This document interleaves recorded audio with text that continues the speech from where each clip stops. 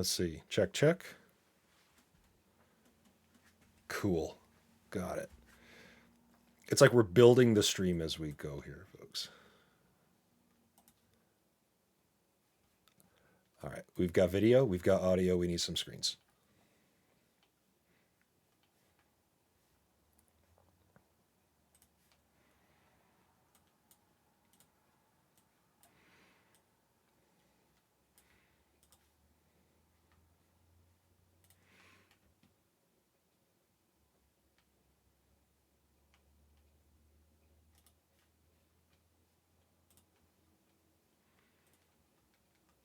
Wow, that's a lot.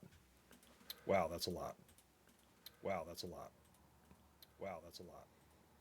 Wow, that's a lot. Wow, that's a lot. Wow, that's a lot. Wow, that's a lot. Infinite loop.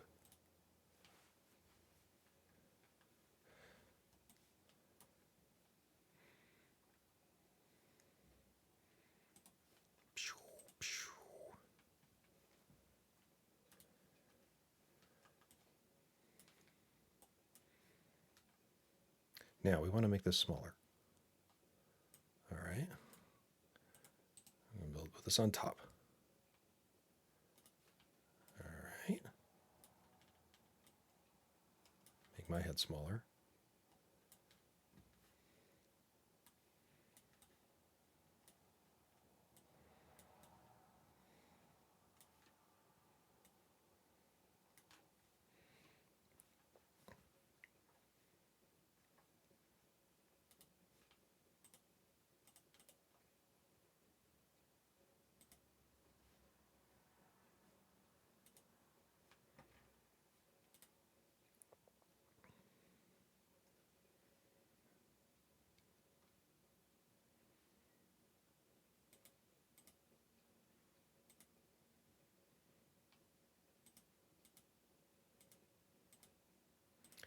Just want to make the view a little bit smaller. So yeah, this screen is giant. And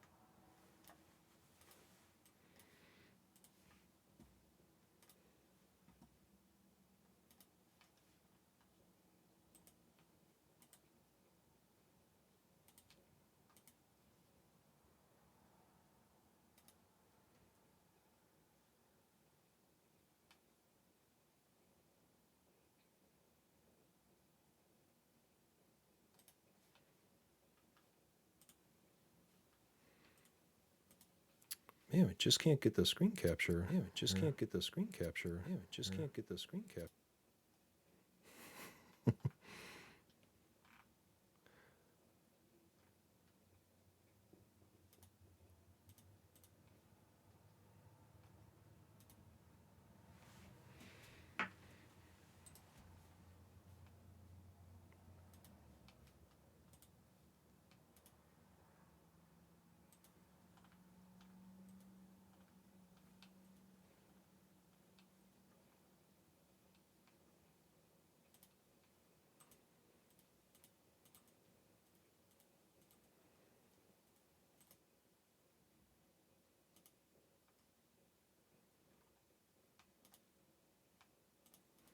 It wants to do the whole. It wants to do the whole. It wants to do the whole. We're still getting that going too. We're still getting that going too. All right.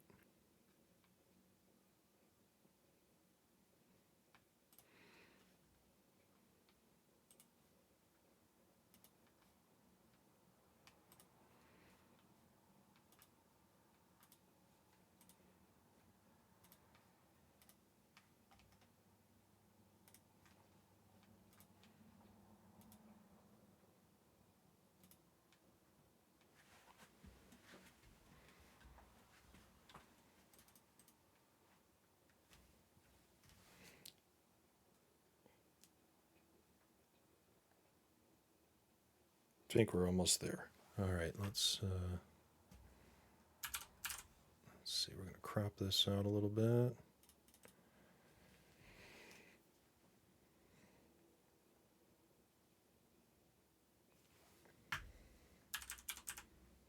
There we go.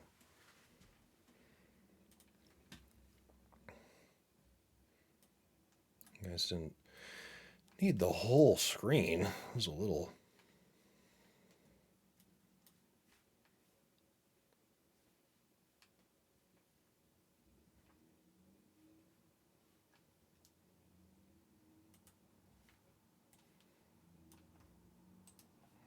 Let's move this back.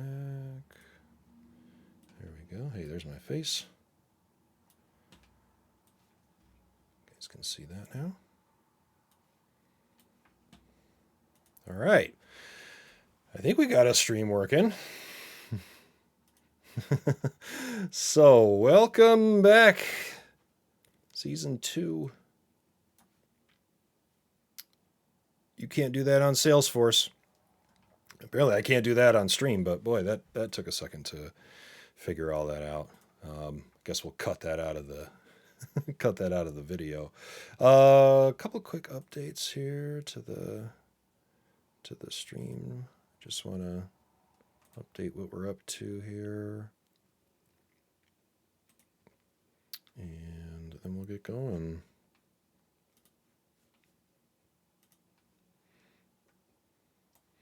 Let's see, Season 2, Episode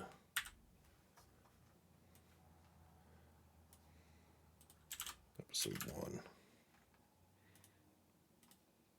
Let's do some programming. Oops.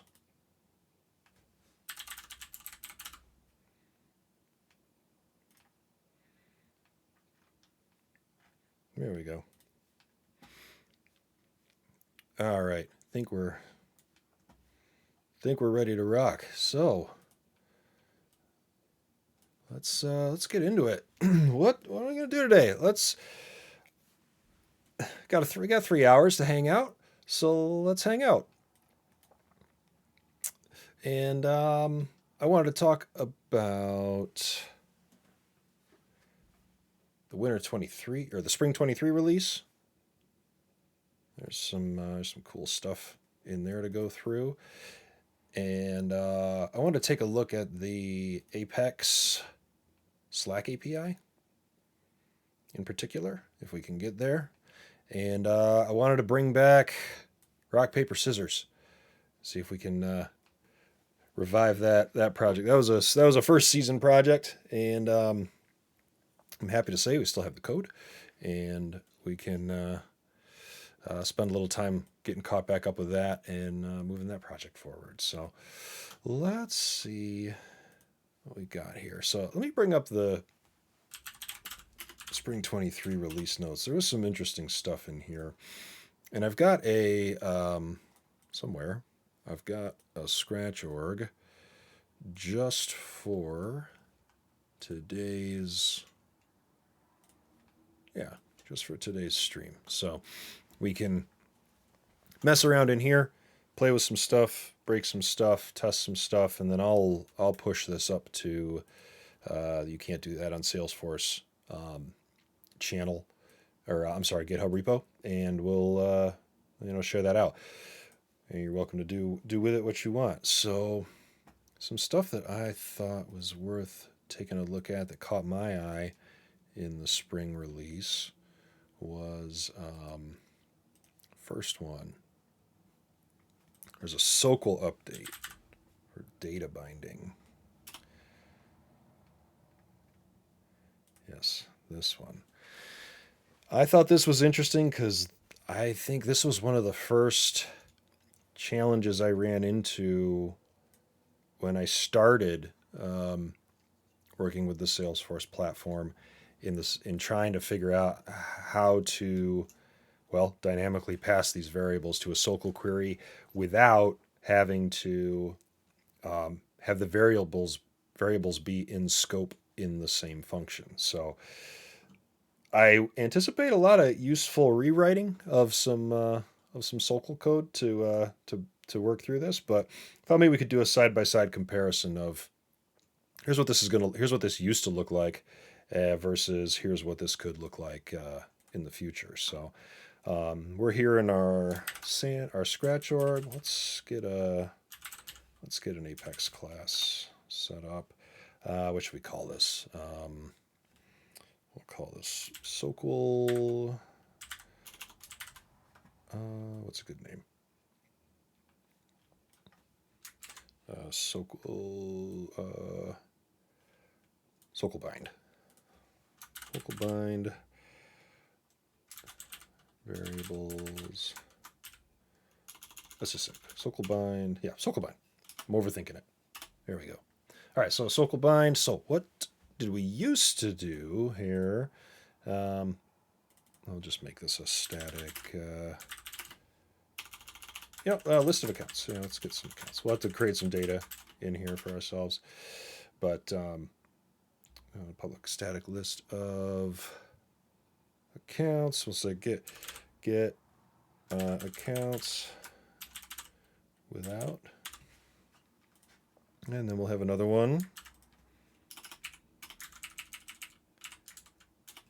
Get accounts with. So without, what did we used to have to do? List accounts equals. Let's follow along with the example that we had here. So we're doing some dynamic SOQL. So let's back this up a little bit. I'm just going to throw string SOQL equals select ID name from account, and then if we wanted to execute that, we would say database.query with the SOQL, and it'll save that. Let's push that to the org.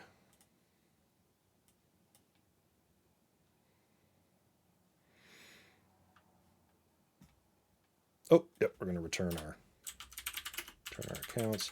Nothing. We're not doing anything fancy here yet. We're just kind of setting the stage.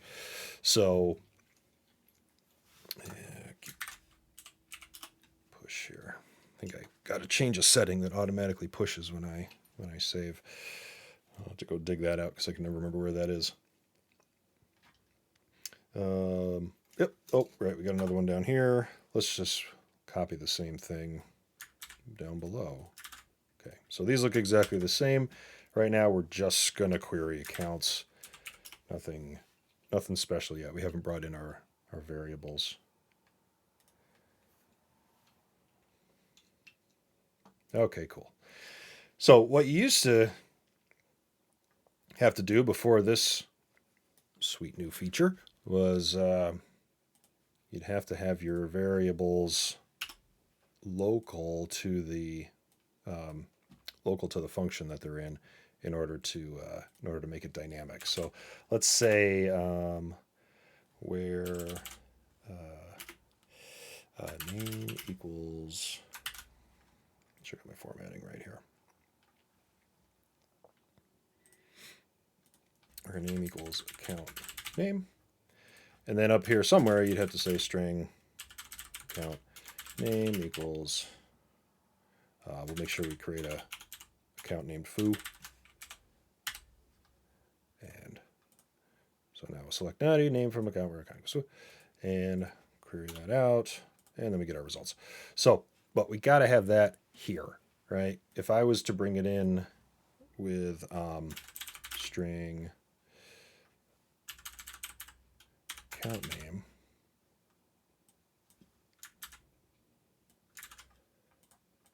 this is where I'm pretty sure we're going to get our error. So let's test both of these out.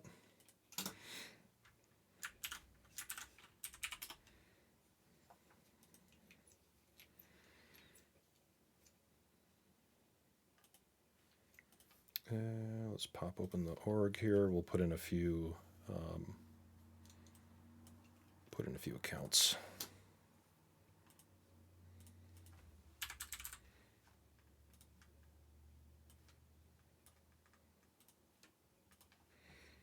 We'll make an account called foo. Make an account called bork. And we'll make an account called meep. There we go. Okay, 3 accounts. Not much to them. Now let's run some code here. List account.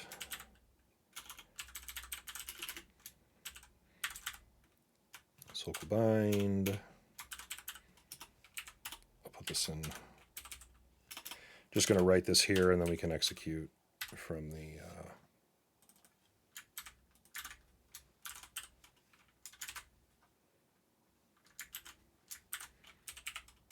Oh, actually, I didn't need to save that. Just needed the code there. Let's get this out of the way. There we go. All right, so let's run this first and see how we're doing. We should get results back because we are explicitly setting the parameter here as foo.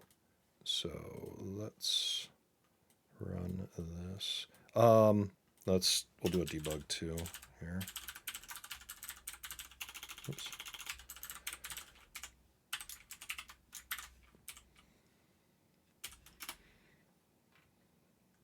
Okay, we got one. Now, if I do this with, I shouldn't get the same effect.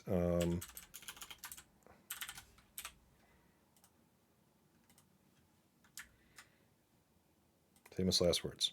I think I'm doing the wrong thing right.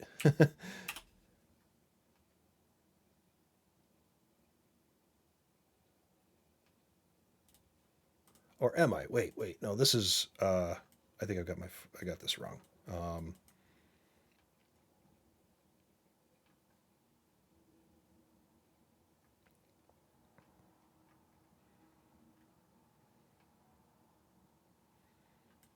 Trying to remember how to break this. Because we're passing that in here. Or is it? I think if we pass. I think the issue comes when we pass in maybe a object. Let's try. I'm going to do something silly. We'll pass in an account called A. So then down here we'll say account A equals new account name equals foo, right? And then we're going to just pass in A here.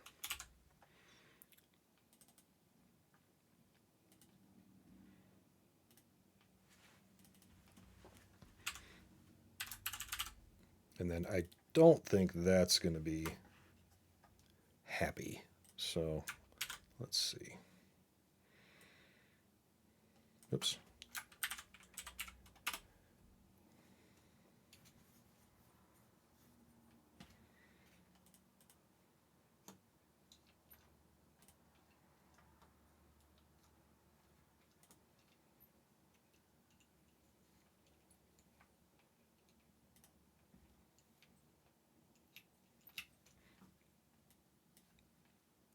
All right, let's try this again.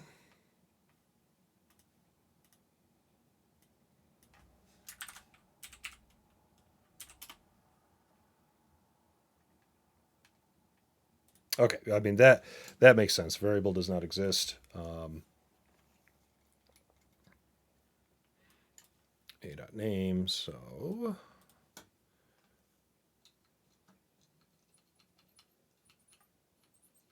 if we were to change this into us passing in, I wonder, could I pass in a map string of object? I was hoping that maybe I could just pass in a count and have it work the same way, but I don't think it's not gonna like that. Okay, so let's do this the new way. We're gonna pass in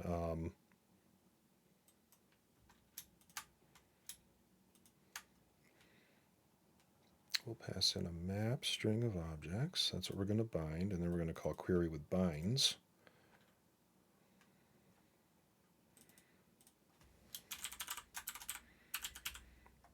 hopefully my org is on the right version. So query with binds is going to take 3 parameters. We're going to pass in the SOQL itself. We're going to pass in account binds, and then I think this is new too, right? Access levels in SOQL. Let's see. Yes.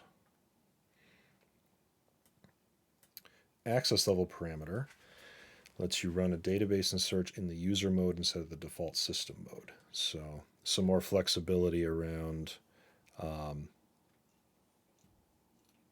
how open or closed our queries are going to be, which, that's also handy in the relentless pursuit of securing our code. So we'll throw that in there. I wonder, is that optional? I wonder, is that required with get query with binds? Let's take a look at that. Query with binds here. Let's see if it has a recap for us. Anything changed?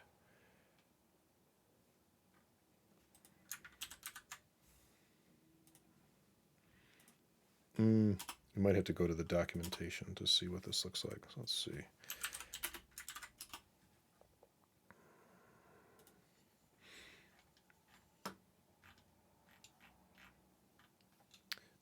Nope, that's not what we're looking for. Huh. Well, I guess it's not. I guess Google doesn't know about it yet. So let's look at the Apex reference guide. That's in the database. Methods. Am I right? Yep. Where are you? Database namespace.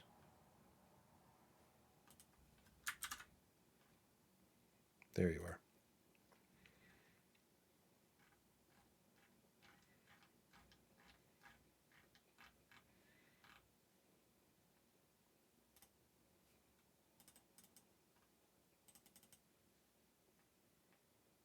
So it looks like access level is required when we query with binds. So creates dynamic SOQL binds variables.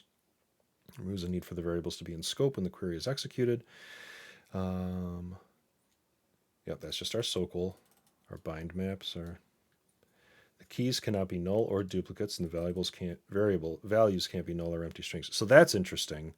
I guess that could pose some challenges if you're trying to pass in a null or an empty string as part of a dynamic SOQL call. You won't be able to use this function. It might be fun to test that, see if we could break it. And then the access level looks like it's required. So in user mode, object permissions to are enforced. In system mode, what does this say? The object and field permissions of the current user are ignored, and the record sharing rules are controlled by the class sharing keyword. Okay, so you've got system opens up to everything. The sharing keywords will still kick in, and then in user mode, there's more fidelity. TLDR, I think you want to use this in user mode wherever you can and rely on the security of Salesforce, unless there's a compelling reason, and sometimes there are, to run things wide open for very specific functions. So, all right, well, let's see how we can break this. Let's see, we'll query with binds. And in order to do that, we need some more parameters here. Let's go back. I want to go back to their example. Yep, so we'll make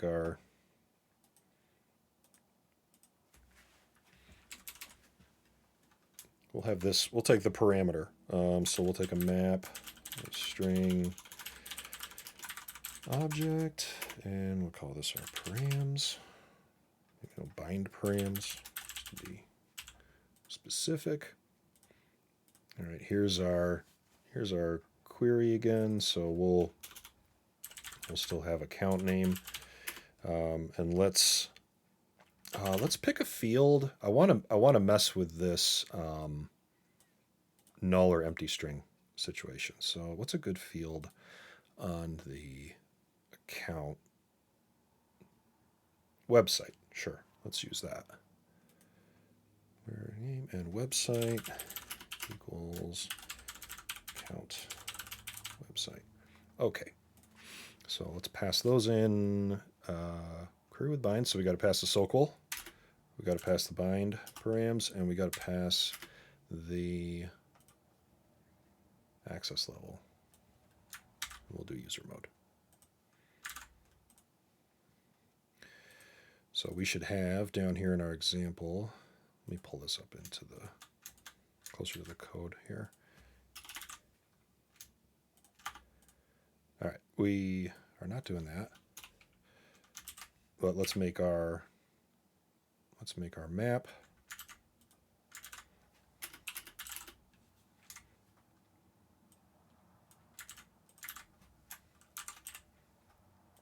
All right, let's add a few things into this. Bind params equal, or bind params put account name, and we'll do foo there. Now let's test this. Foo.com. I hope that's not a inappropriate website. Account name foo and account website. I'd like to try to test some likes with this as well and see if wildcard values are working there. So let's see, account website, what did we call that? www.foo.com. Let's see if that, there's no reason why this shouldn't work, I assume. So get accounts with, there's our accounts, we're passing it our bind params. Okay, and we should get one account back. Let's find out.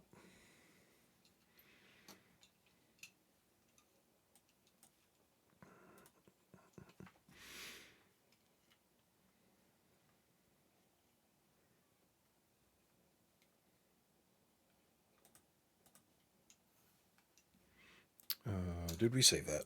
I think we did. Let me make sure. I've really got to go find that setting. Let's see here. Preferences. Settings. Save. Where are you? Salesforce, Apex.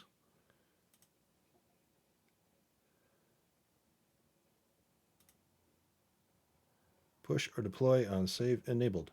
Huh. I don't know if that's actually happening. Specifies whether or not to automatically run.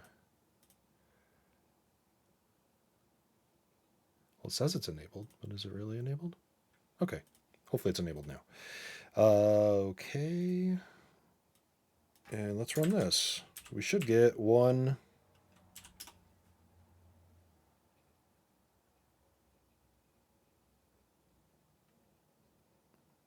Now we didn't actually get anything back. I wonder if it's because of our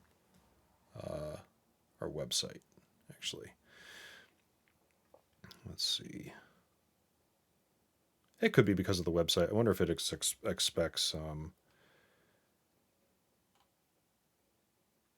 going to take this off. I'm going to take the name off and see if we just get this working with foo. And if this isn't working, then I could be. There we go. Now we're saving when we click save. We'll try this again.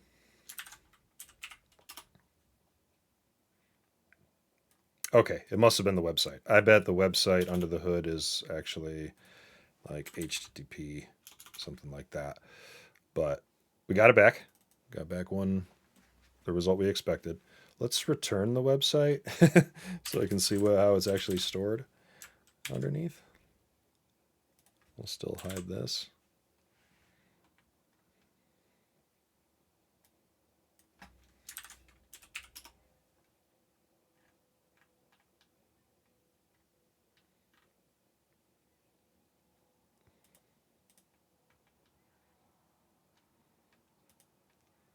Let's see. Did we save that?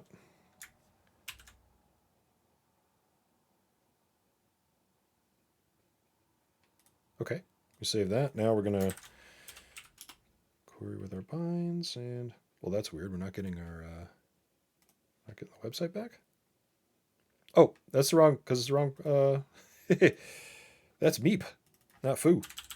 We'll make that meep.com, and then we'll go back over to Foo. We'll change that to foo.com. There, that's probably, that might explain a few things. Wrong record. There we go, foo.com. Okay, let's test now with the second parameter.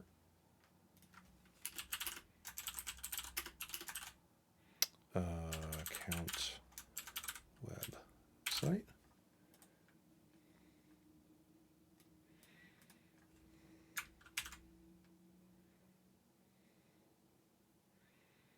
So we should still get our result back.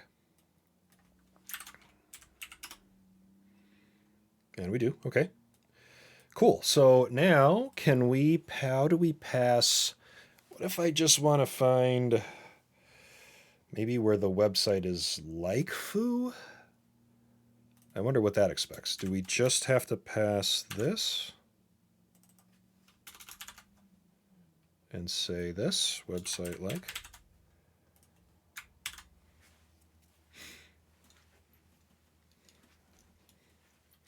Okay, so this test is foo website. We're going to find out if this, if we can do a like with a bind variable. Looks like we can. All right. We have to pass the, we're just passing the SOQL formatted partial component of that string with our, oops, with our percent signs. So that works. And then just to check, if I take one of those off, I guess I didn't need to save that. This should not come back with a result because we're looking for it at the end. And that's correct. All right, cool. So we can pass that in. Now, what if we... I'm curious about this empty string situation. Let's take the website out.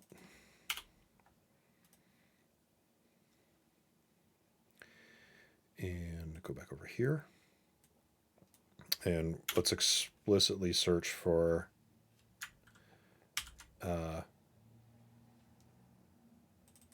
do equals here.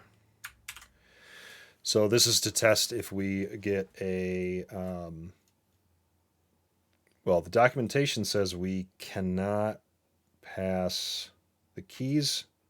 The keys can't be null or duplicates, and the values can't be null or empty strings. So let's find out if empty string, let's find out if that's true. So I'm going to try to pass an empty string here. I should get a result back because foo account has a blank website, but I don't know if that's gonna work or not.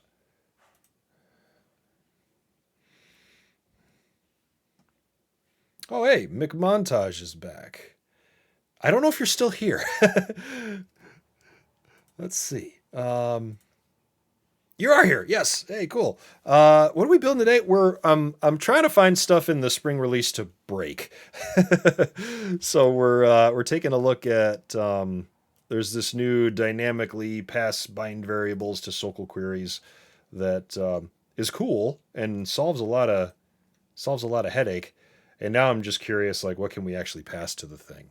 And some of the documentation says we can't pass nulls or empty strings, so we're going to find out if that's really true.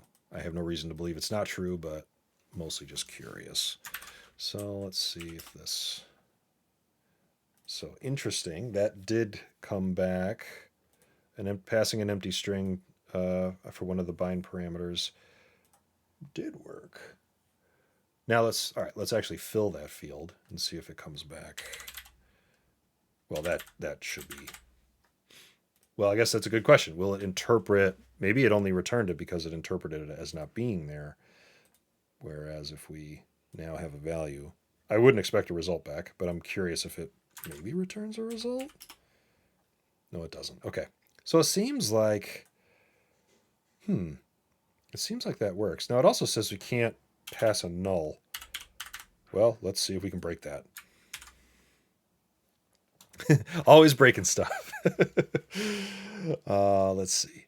So we're going to pass null account website, and what do we get? Well, it let me pass it. It didn't return. Okay.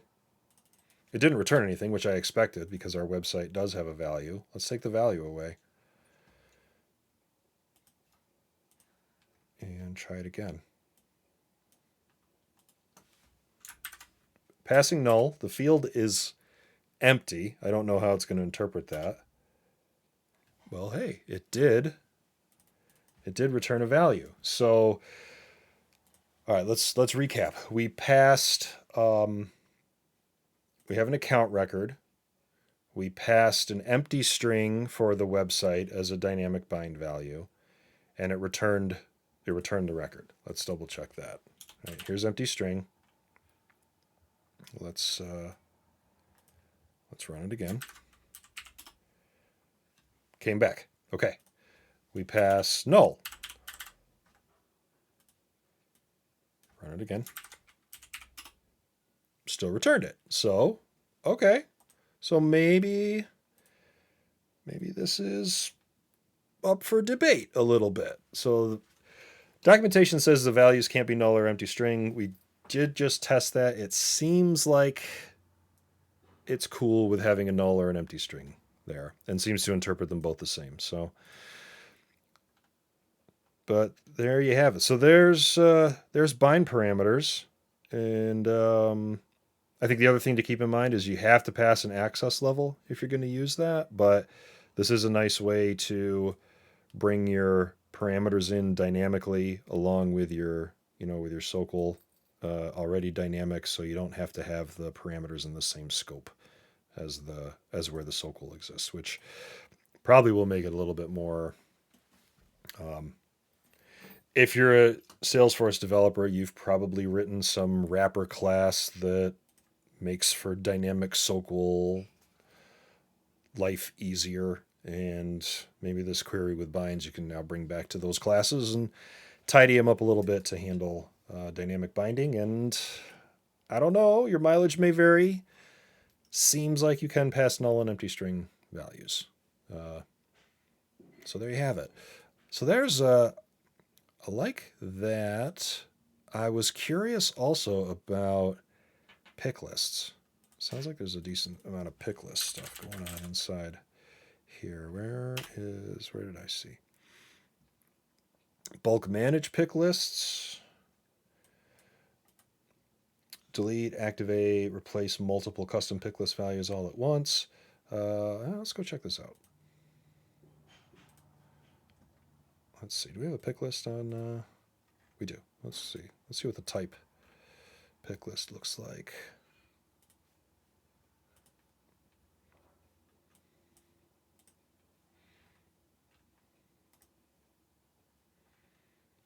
All right. So now, what should this look like? Go to the definition. Oh, custom field. I wonder if this works on standard fields. Maybe not. Let's see. I'm on the account. I'm looking at the standard type field. I don't think I'm seeing. Go to the custom edition. In the values and inactive values sections, there's a checkbox next to each pick list. You can select multiple. So I don't see that here. So let's make a custom field. See if it does. Custom pick list. Values. I'll say test. Yeah. Test 1, 2, 3. We're not really looking for anything fancy here. We'll put a few values in here and see what this looks like.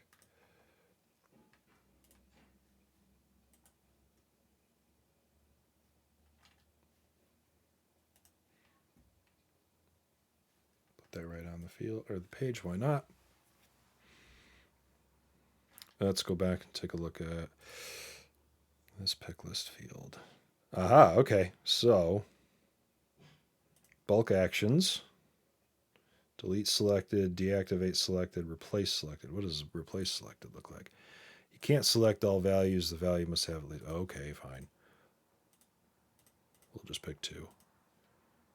Replace selected. What do you do?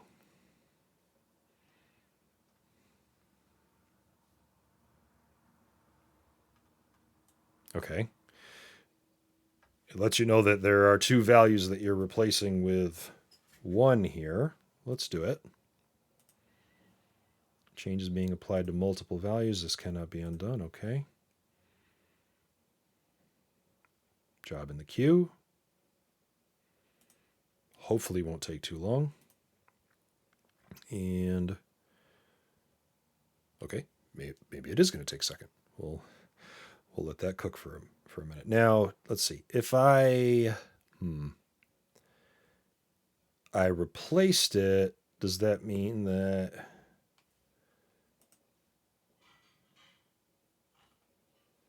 I have a hunch that replace doesn't mean delete. So we just took all of our imaginary DEFs and XYZs and turned them into ABCs. And maybe I need to find the... Let me see if I can find the email that it may have sent me, letting me know that we're done. Oh, there it goes. Yep. Okay, so here's the email that I got for the pick list. DEF was replaced with ABC. XYZ was replaced with ABC. But that does not mean...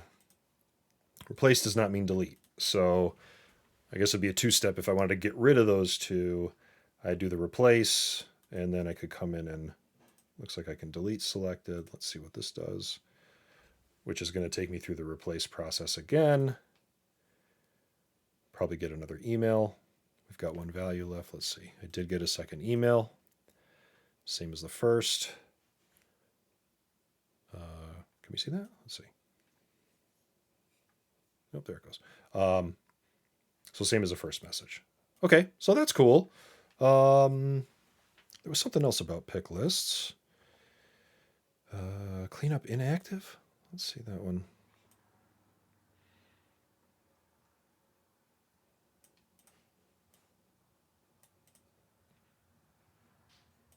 Okay, so let's see. We'll go back. Let's put our 2 values back in here again. DEF, XYZ. Save that. Now I can mask. Let's do this. We'll go set some of these values. We'll set this account to ABC. And then we'll set our other 2 to DEF. So basically XYZ won't be in use. Oops. Okay.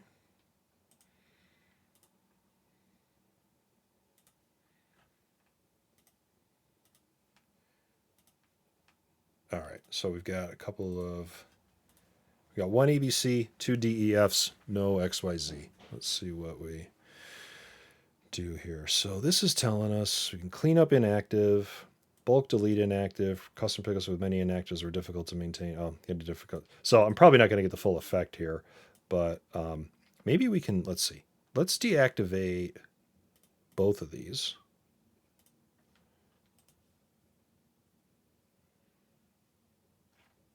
Okay, so now they're down here in the inactive, and then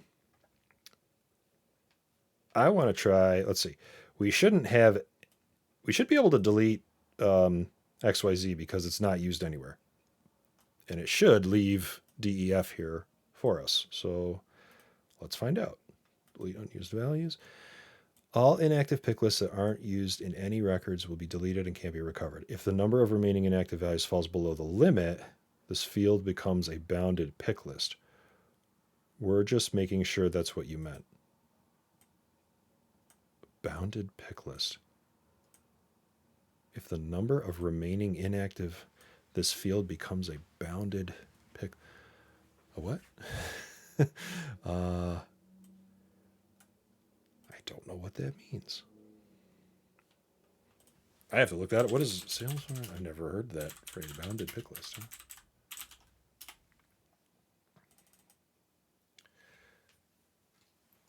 Oh, I see. Must. Okay. About no, that's Oracle though. Is that like some Oracle like stuff like leaking through Salesforce? No, that can't be. I think that means it's going to check the box on me and say it's restricted. Well, let's see here. Let's see what happens. All right, delete unused. Okay. What did we get? Did we get an email?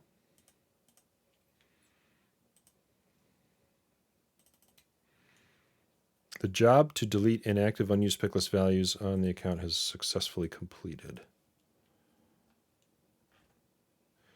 Interesting, though. I don't think we had any accounts with XYZ chosen. So let's see. Bork is DEF. Meep is DEF. And Foo is ABC. So,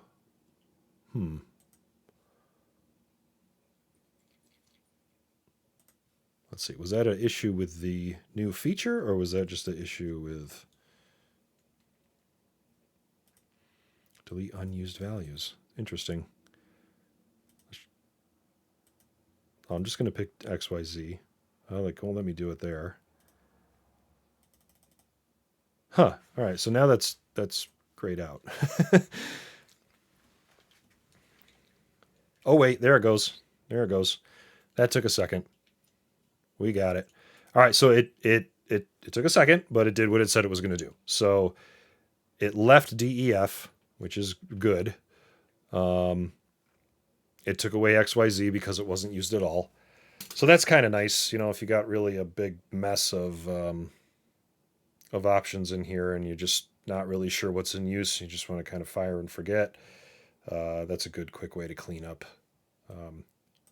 unused pick list values. So, and nice that it won't destroy anything in your org. So, okay, cool. So that's groovy. I feel like I had something else on my list here. Let's see. We looked at Soquel. We looked at pick list. Was there anything else in pick list that looked interesting? I think this prepare for changes was just everything we talked about. Oh, no. There's some remove upper bound on inactive pick list values. After the remove is removed, you can't remove the upper bound on inactive. Okay. Clean up inactive. We looked at that. Quickly configure searchable pick lists. You can now select the pick list field to be searchable in Search Manager. Pick list offers a selection of options. Oh, so that might be. I don't recall. I vaguely recall some limitations with searching pick lists in the past. This might be something worth digging into at some point just to see how it's behaving, but maybe not today. All right. Well, we did a little pick list. We did a little Soquel. Was there anything else pick listy?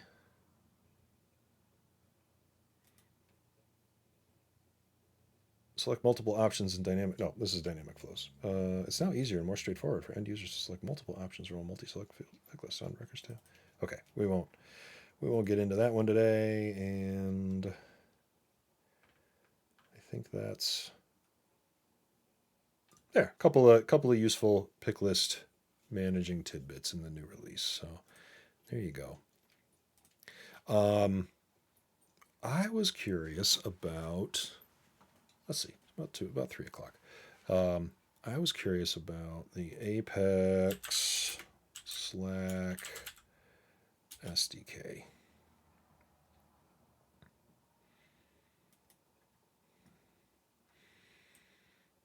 I wanted to look at this on the on the show today, and then I got into some and realized there's a lot going on with this. So maybe I feel like I got to do a little homework and come more prepared. I foolishly was like, "Oh, how hard could it be? We're just going to write some Apex and you're going to tell Slack about it."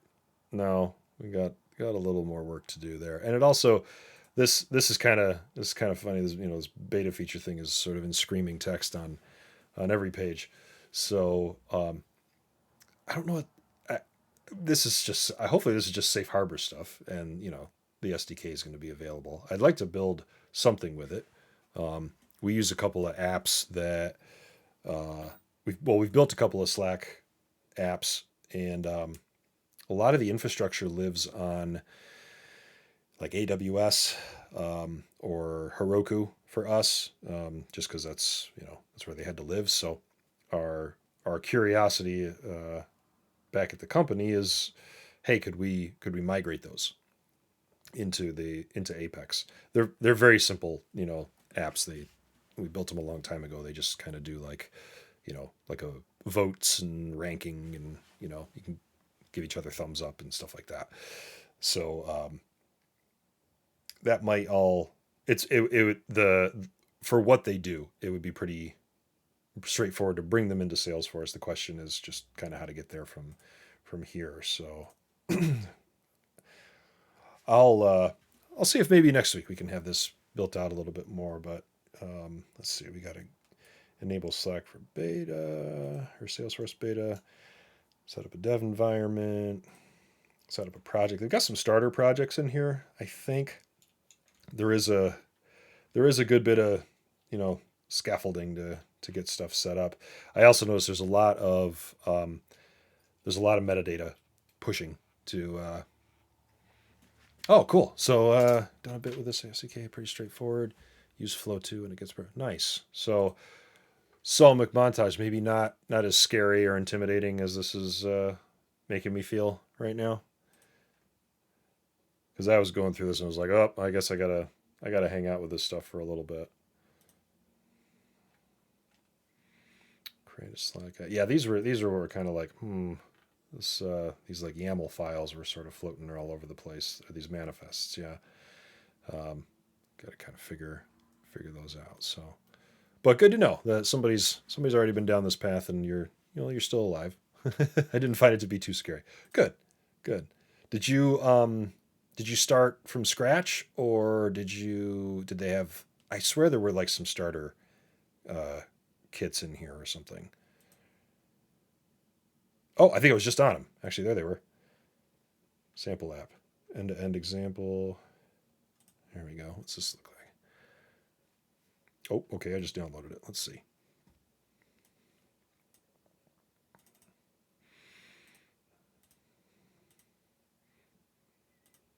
Okay, so cool. So they give you a little bit of a starting place here.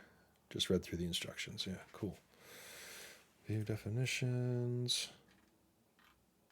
All right, so this could be a good jumping off point. So, all right, so maybe next week we'll do a little bit more work with the Slack API or the SDK. Sorry. Um, let's see. That was on my list. What else did we have from DataWeave? I know nothing about this, and I saw it in the. Where'd my release notes go? Here we go. DataWeave.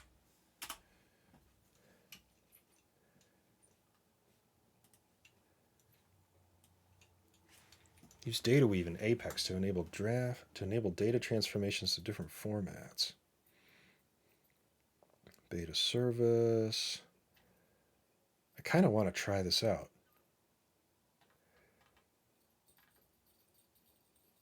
There's so much in this platform that I just like can't keep up sometimes, and we got to do some CSV mojo once in a while. And now let's see. All right.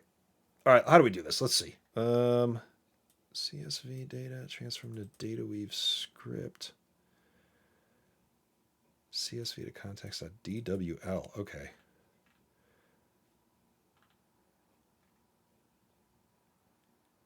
DataWeave. How do we do this DataWeave thing?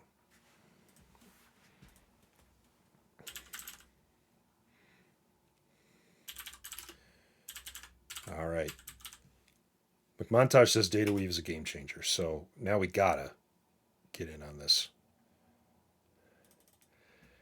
MuleSoft DataWeave library to read and parse from one format to another. Implementing. Beta, got it.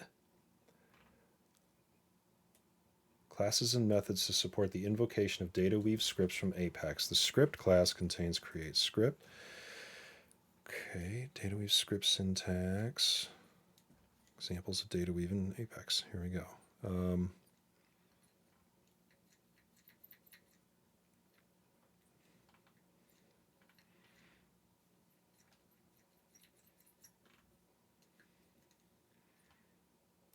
Push the source to the scratch org.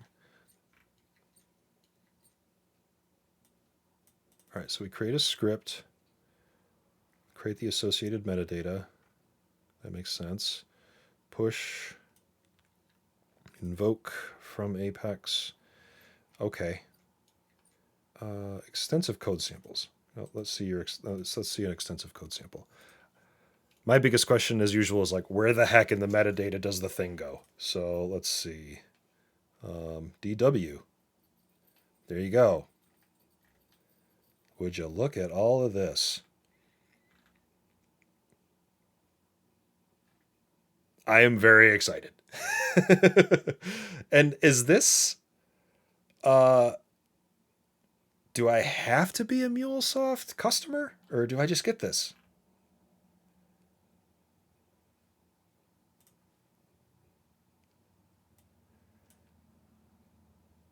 Feedback and suggestions.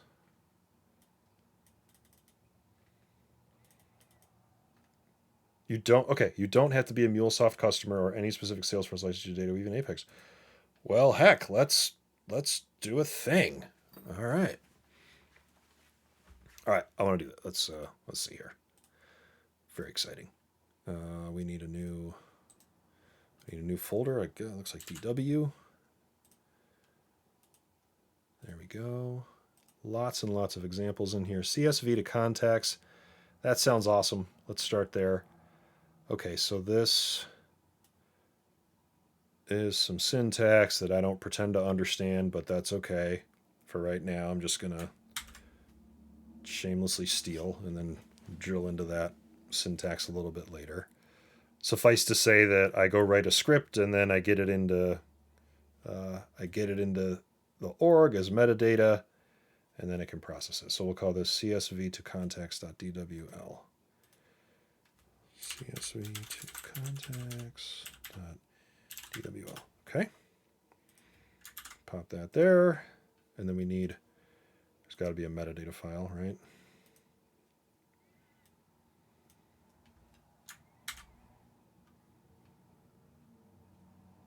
Same name. DWL-meta.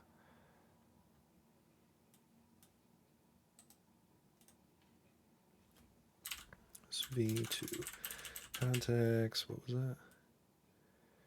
.dwl -meta.xml. Okay. Pow.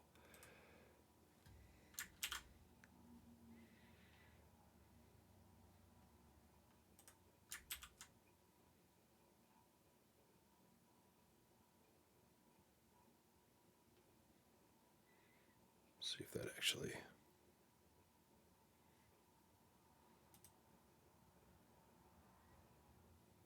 The marketplace has extensions that can help. Okay, hypothetically, that's in the org now. Did I do that right? Might not be supported with 53. Yeah, that's right. If this is in beta in 57, I should probably make sure that it has a newer version.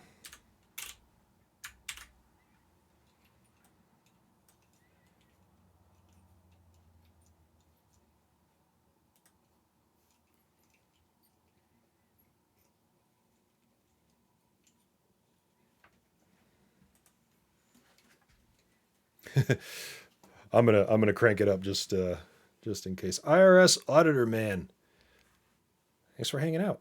Thanks for stopping by.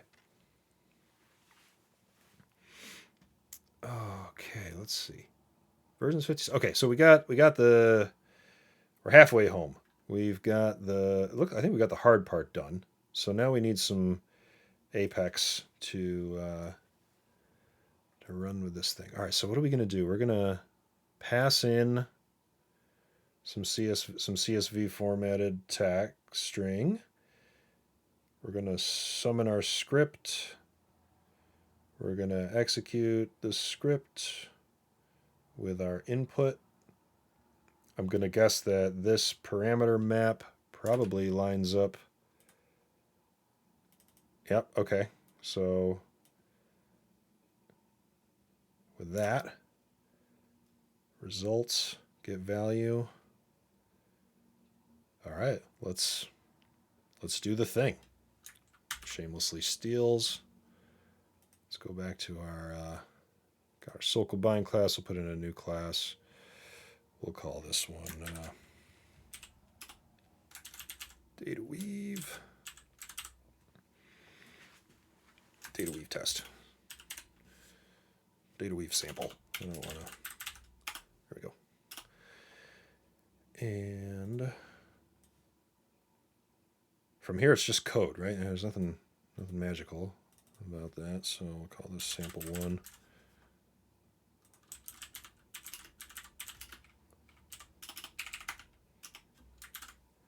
All right, so we would have. So in the real world, somewhere this CSV file would get imported. And then let's see, there's a mapping here, right? It's mapping the.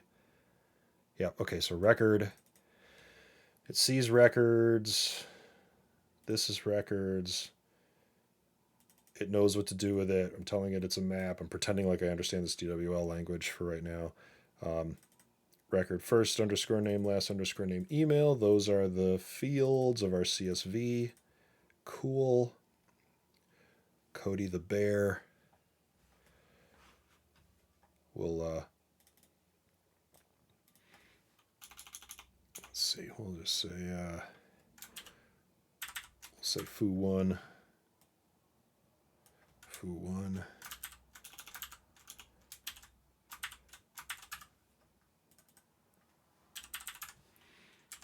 Foo1 at YCDTOSF.com. All right, cool. So we got that.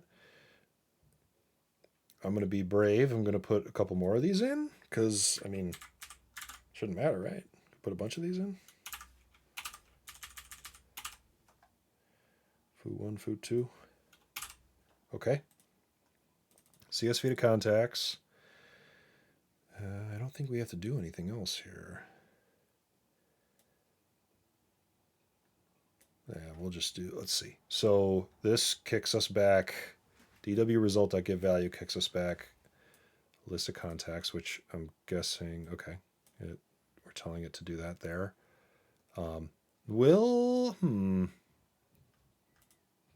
So in the example, it was just one row. I'm going to get, well, no, this is a list. Yeah, we should be fine. All right, so let's just debug our, I guess if I was being really good, I would update this to have an account ID, right? We probably want to have, all right, I'm going to break this. Let's see. If I'm following along, these feel like fields on the contact. And that looks like that's what we just put in. Let's save that.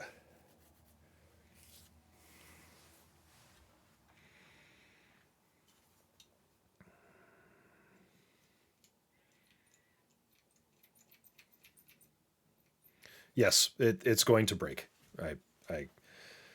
I'll make sure it breaks McMontage one way or another.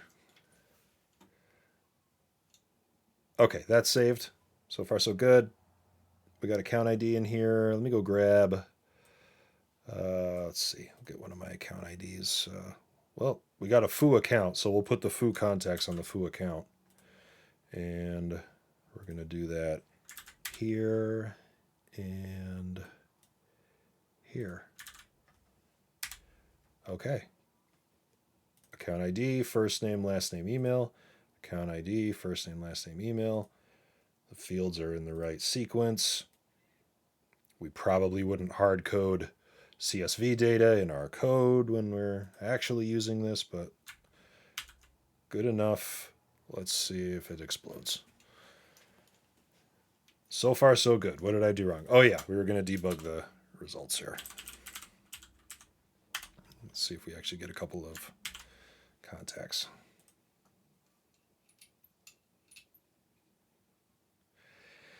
It's saved. I wonder. Okay, so I'm just going to call this, right? I mean, at this point, it's just code. So I think we're just going to say what? DataWeave sample sample1.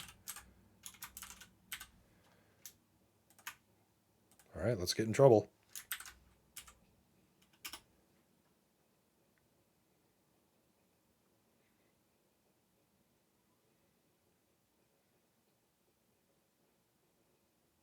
It's thinking about it.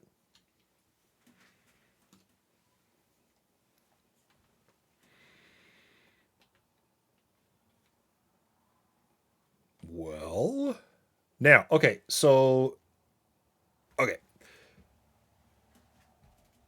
Okay, I'm so excited. So it did the thing, but if I understand correctly, like using that just parsed, right? It didn't actually insert.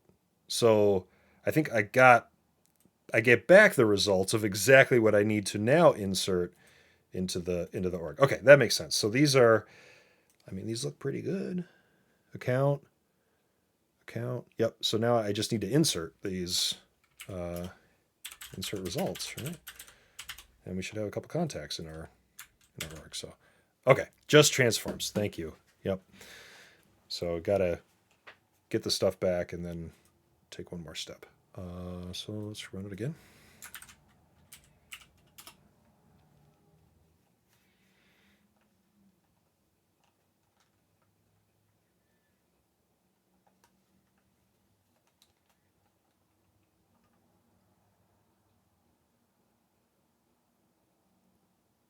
We might have a little bit of duplicate drama in the background, but hey, we got contacts.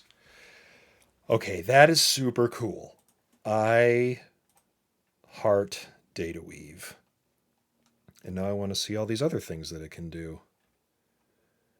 Excel output? Wait. Okay. JSON to S objects? Okay. Which is, can kind of do that in Apex anyway, but object processing. All right. Pluralize. Okay, so it must have a whole library of stuff that you can tap into. And so I gotta learn more about these DataWeave scripts and what's available. CSV to JSON.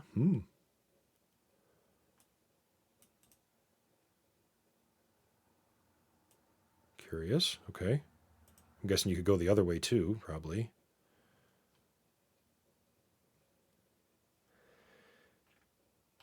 Pretty neat stuff. Well, hey, I learned something new. Like I said, I've been around this platform for a little while, and I'm still running into stuff that I didn't even know was a thing. So I haven't run into a lot of MuleSoft, admittedly, and this is very cool. CSV processing is a thing. We've written it a lot. I look forward to never having to write it again, or at least never having to deal with the I can't. I'm curious if if DataWeave can take any file that you or any.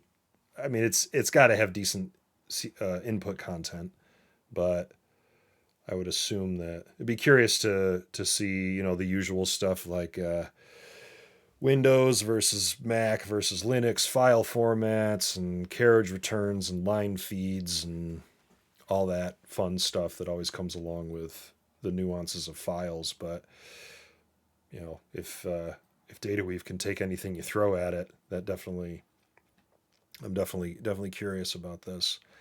I was also curious about the. Maybe it's too small to really tell. I was curious if the CPU time gets factored in any way. We did stuff with 2 rows basically, so maybe it didn't even register. But I wonder if it's part of the overall processing allocation limit when DataWeave is invoked this way. But it is. All right, good to know. So I can't just throw 6 GB CSV files at this and expect it to just pretend like nothing happened. So wonder what be curious what the performance kind of breaks down like on bigger files though. We're not usually slinging giant files around as in this way for CSV processing, but this definitely is run within application servers, enforcing the same heap and CPU. Thank you for that. Well, that is very cool. Oh, there it is. Hey, look at that. Well, there you have it. Today I learned that DataWeave is probably cool and should be used for definitely for CSV files. And I just got to dig into the. Was there a link out to the? I don't want to get too lost in this, but while we're here, oops, DataWeave overview. Quick start, language guide, reference. Let's look at the reference.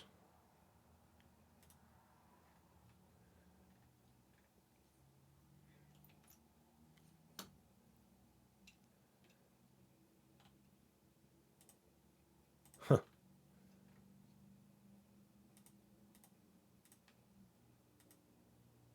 Interesting.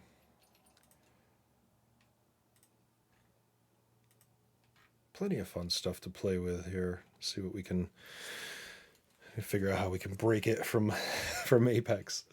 You can set up batch processing on a CSV file. Okay, yeah, yeah. This is very interesting. There's a lot of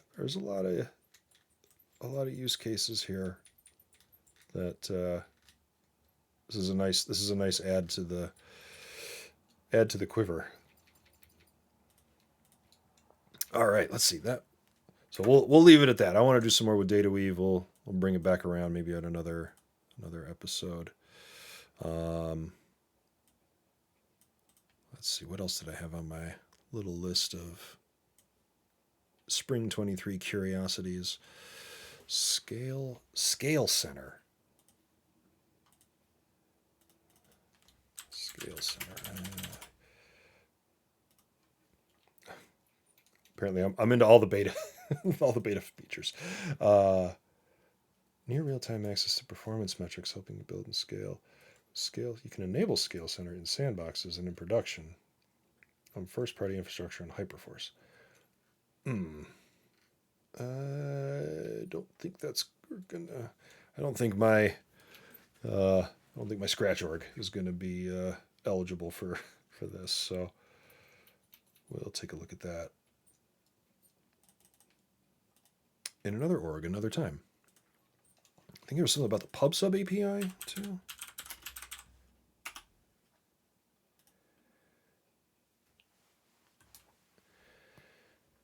Oh, benefit from enhancements.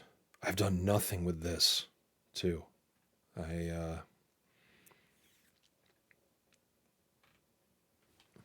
got to do a quick search on that Salesforce PubSub API.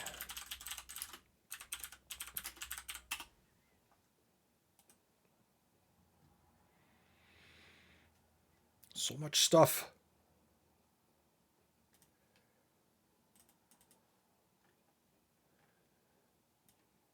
Yeah, okay.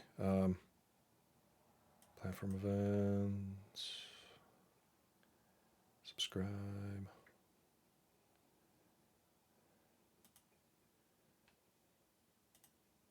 All right, so this is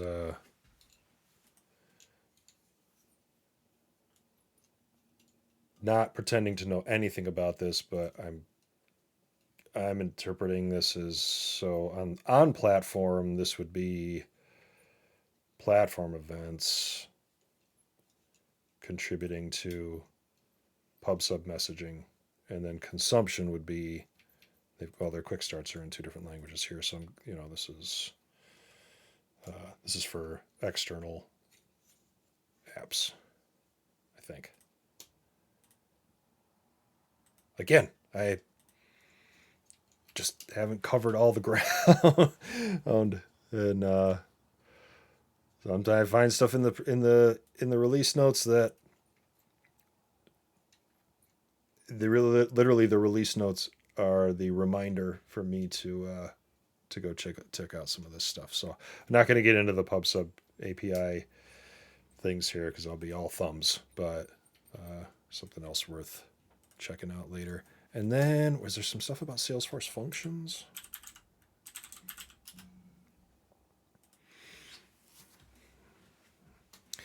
One more thing that I just haven't had time to dig into. Okay, nothing specific in here. So, oh yeah, I mean, I feel like functions I haven't touched a lot. PubSub haven't touched off outside of platform events on on platform, and DataWeave I'm very, very interested in. So we'll play with that for a little bit too. All right. I think those are all my spring 23 looking at stuff. And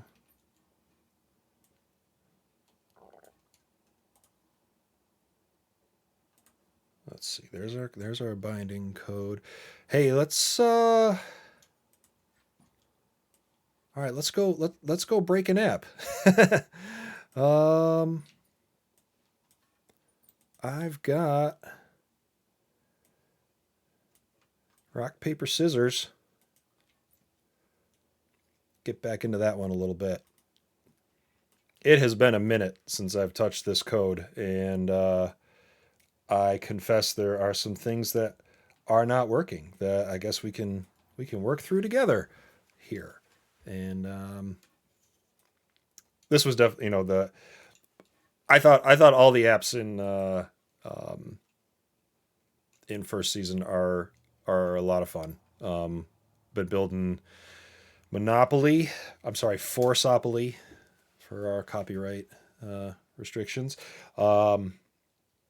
The icon inventory, which is basically turned Salesforce into a pixel editor, and this one, rock, paper, scissors, or RPS for short.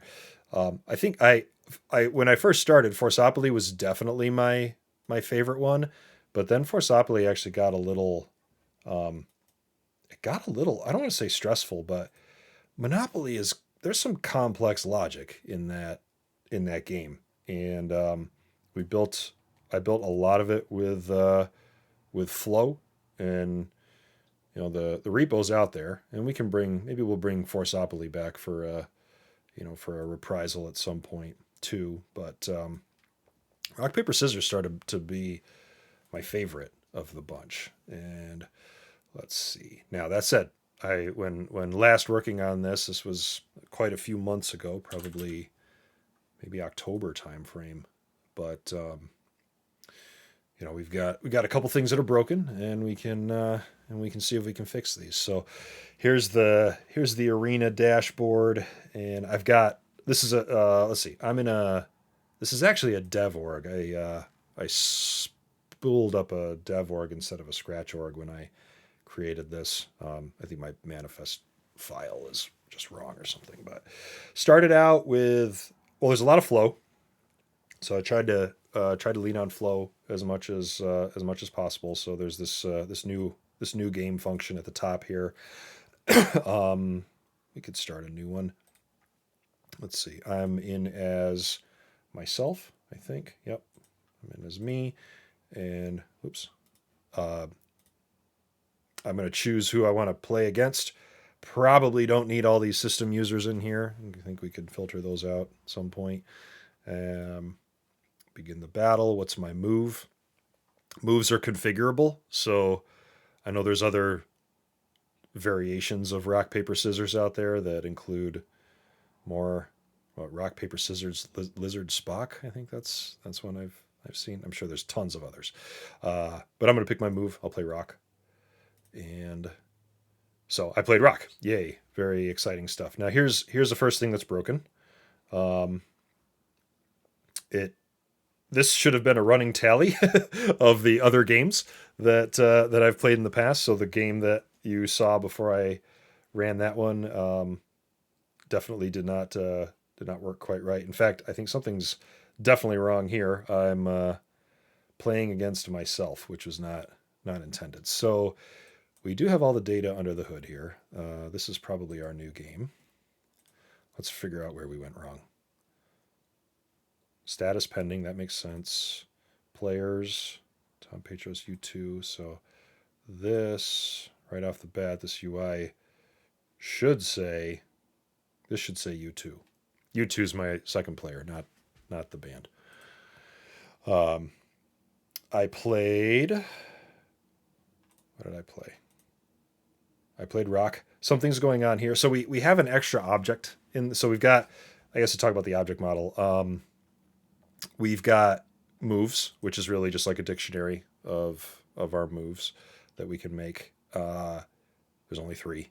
There's also beneath that there's there's an outcome object, and that outcome basically joins 2 moves together to know that if you play rock, then the loser to rock is scissors, and there's every combination of each of those, and then those just have a name. So outcomes and moves are just like dictionary data. Tells the game the data, the info it needs to play. So then when we create a game, like I did back here on the arena, create a new game record. This is a match essentially. The game has 2 related player records. We create a player record every time we have a game, so there's always 2 players per game. They relate to users currently. Maybe they could relate to other stuff someday, but and then the player record, well, it knows about its game, it knows about the status, so we can say, I played here, and it doesn't know the move yet. The reason for that is security, if you will. We have a object underneath the player called player move. So this basically exists just to add a layer of the object model where we could apply security and privacy to this player move object. So essentially, if I was playing with somebody else, well, it's a bad example because my user's an admin in here. But if we were just 2 standard users of Salesforce, we couldn't go snooping around and trying to find the move that we actually made. That's what this player move object is all about. Now, off the bat, there's something wrong with player move. It should know about the game that it's being played. It's a little bit redundant because it knows about its player, therefore it knows about its. It should know about its game. I'm trying to remember.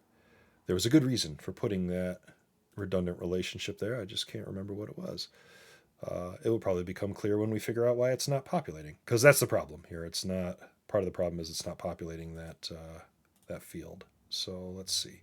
On our game, on our player, on our now this is the other thing that's going on. There's no player move being created for the second player. What it should be doing Doesn't have to pick a move, but it does have to let it know what game it's in. We need all this data for the UI. So let's see if I fixed those. Okay, we're coming back to life here. So here's the first game I played. I don't know why it must have blown up because we didn't have all the data. We had an error coming in with the second batch of data, but so super cryptic lightning icon stuff here. So I lost, hence the X. I lost to Tom Petros submits to U2. I played scissors. They played rock. So we've got to fix the question mark. The question mark is there until we actually finish the match and then reveal the winner's play to the loser. So we got to fix that. Rematch has if you click rematch, you can do a quick match right from here, and either play rock, which is a dot. Paper is paper and scissors is scissors. I told myself we're going to use everything out of the Lightning component or Lightning Web component library that we can. Nothing custom here yet, so I can also cancel that. I don't know if the rematch function works. We'll certainly give that a try as well. Now, if I flip over to U2 player, let's switch that. And let's see, U2. We'll log in as U2 here.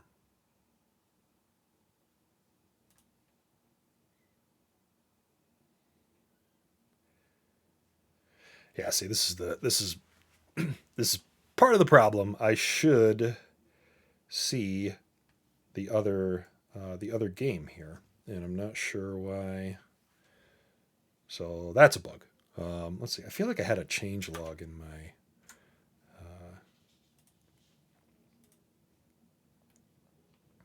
Let's see, is it in my README? Oh yeah. Let's see. It's curious because I have a feeling that what was pushed to the repo many moons ago may not have been updated after the last episode that I worked on rock paper scissors. So that could be we may have a little bit of cleaning up to do because looking at the backlog here, so we do have a permission set just for the end user. We are working on this now. Haven't looked at tournament play at all, but I think that'll be a fun data model to build out, so you could have multiple matches and stuff like that. The new game flow not always end user initiated. I don't remember what I was thinking there, but maybe it'll come back to me. Private games. Settings panel, visibility on the game, taunt your opponent. Rematch, started working on that. The UI shows the rematch indicator and child to parent event for create game data. That I also, there was a note there that meant something. Yes, very secure. It's so secure, you don't get to see your own data. So it's really, really perfect. So I guess we're probably going to want to figure out why user 2 can't see their stuff. I wonder if we have, speaking of sharing rules, there could be some sharing that wasn't. Oh, I love that feature.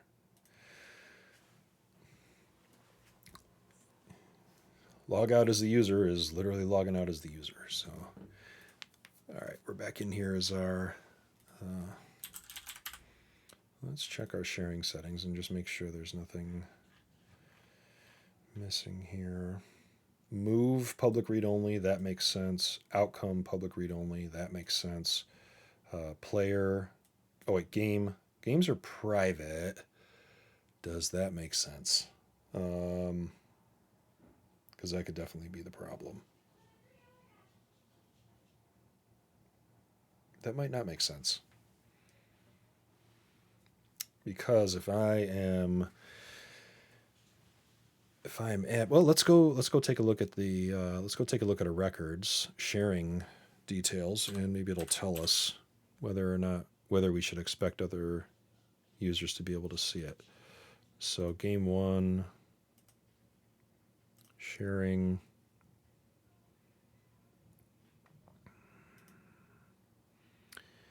Yeah,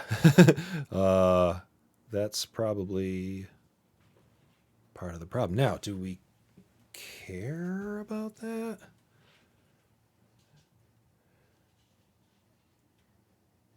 I mean, we care because we don't. If it's private, then user 2 can't see the game that they're playing in. That's probably the issue. So, but if we make them public read only, we'll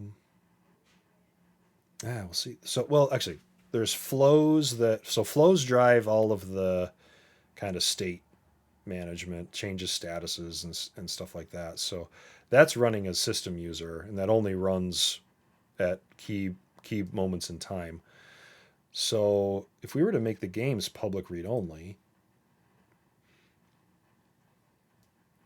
flow game share to second player. Yes, maybe that's what was happening. There were some flows that. Let's take a look at our flows.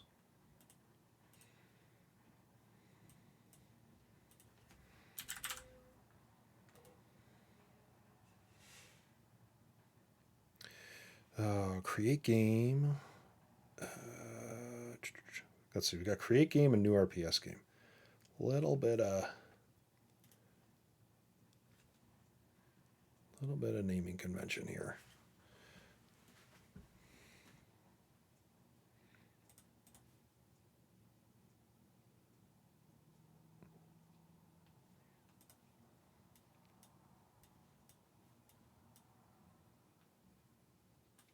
So this is, I'm pretty sure this is what we have at the top of the arena here. Let's make sure.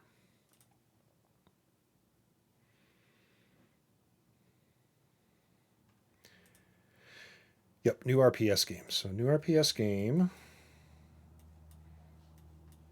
creates the game, creates our players, updates the opponent. Yeah, this, oh man, we lost some stuff. We definitely lost some stuff here. I remember building out some things that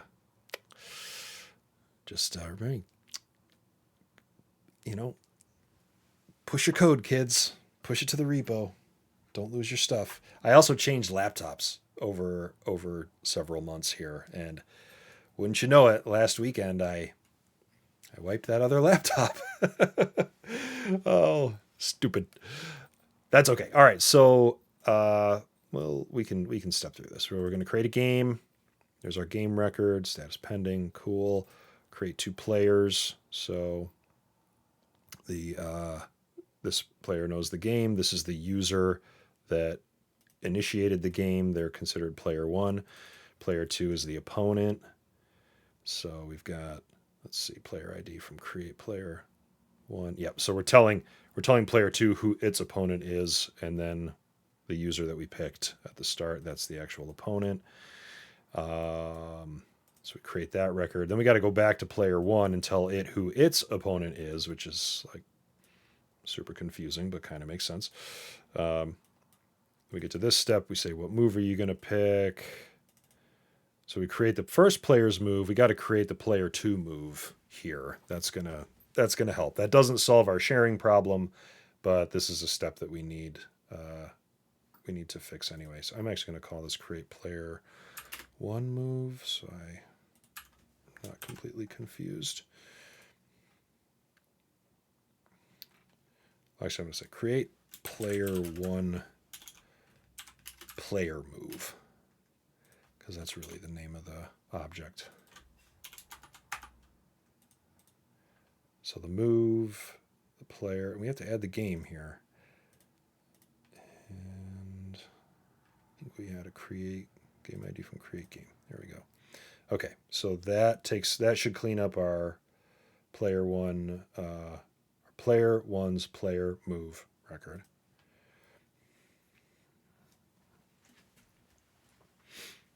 Share to players auto triggered flow would be helpful in case a tournament sets up. Yeah, that's a really good point. Like, if we set up a tournament, it would just like bludgeon the users with way more stuff than they need to see, and having a little bit more.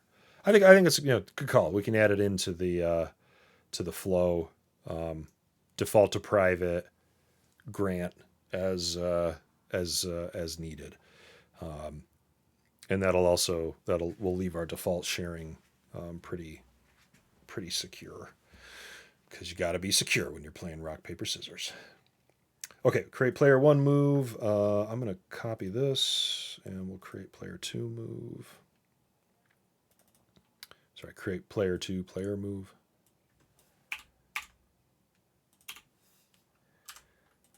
Go. Okay. Let's see. We don't have a move yet, so we're not actually. We don't have to. We just have to create the record. We don't have to define the move. We don't want to define the move yet. We just want to tell player 2 that, hey, you can make a move now.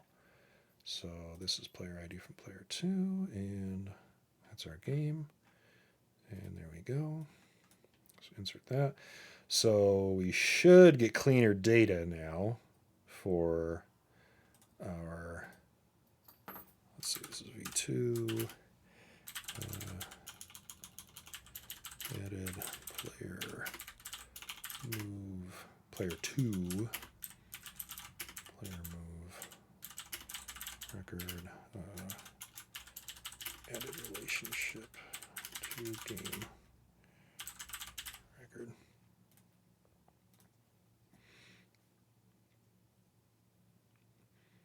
All right, let's activate that, and I'm going to go back here. I'm just going to blow away. I think I have a script actually that like nukes all the data. Yep.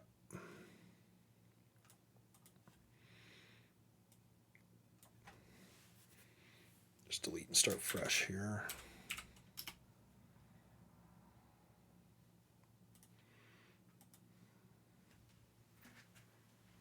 Okay, so nothing's being displayed now because I just wiped everything. All right, let's try again. So U2, begin battle, make your move, play rock, on guard, and done. And okay, so we've got that's versus U2. Looks a little better. Let's check out our records under the hood. I played, U2 did not play. I'm not revealing the move yet. It's under the related player move record. When the game is over, we basically stamp the player move data, or I'm sorry, the move.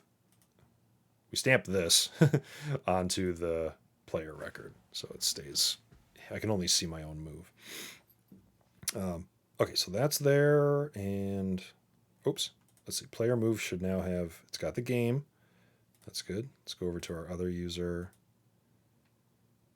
Move is hidden. Player move. Move is not yet chosen. It's got the game. So we're in better shape now. All right, let's flip users here.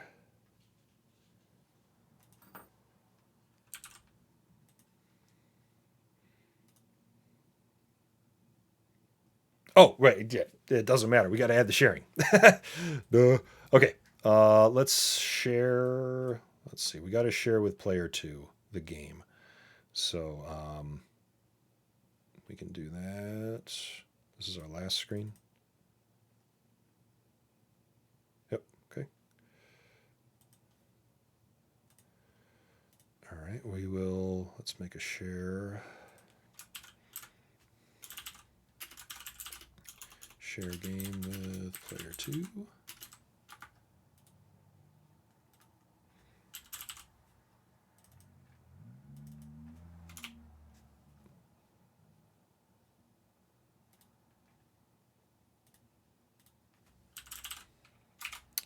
Game share.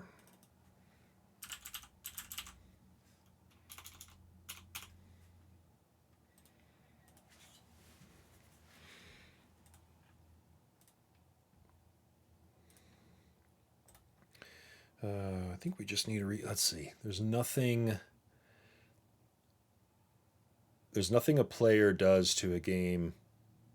There's nothing a player, I should say, there's nothing a player edits on a game record that's outside the context of the flows that run against it, and that's what we want. So we'll leave our access record level as read.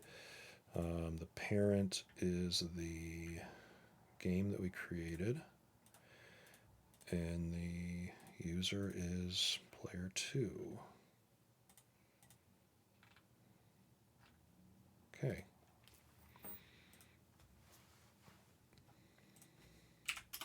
Should have added that in before, but that's okay. Game record is shared with player 2.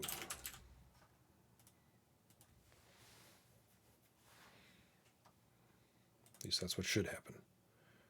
Okay, so we didn't, when we last, we ran our game, created our game last time, we did not get, the sharing was not included. So I'm going to blow this away again, and we'll try it another time. Okay.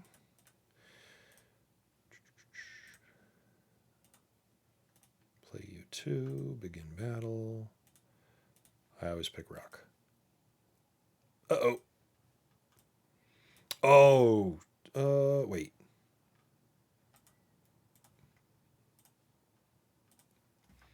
I was going to say, we have the DML, non-DML thing going on, but that's just a share, that should be fine, right? Step through this again.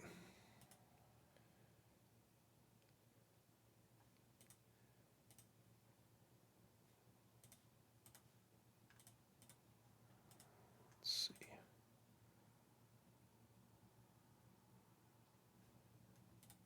All right, what did we blow up? User group.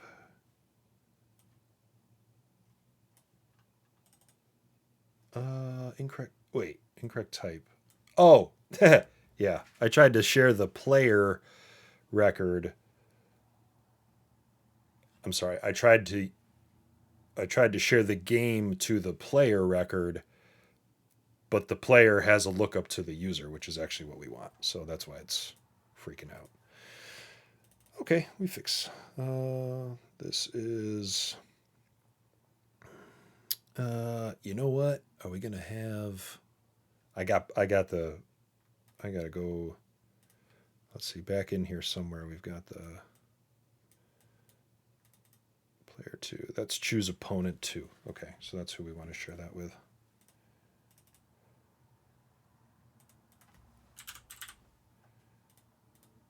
I think that should work.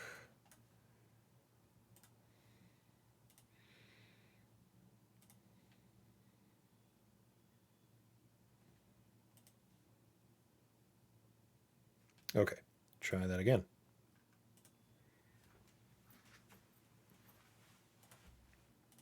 U2 rock. Okay, how'd we do?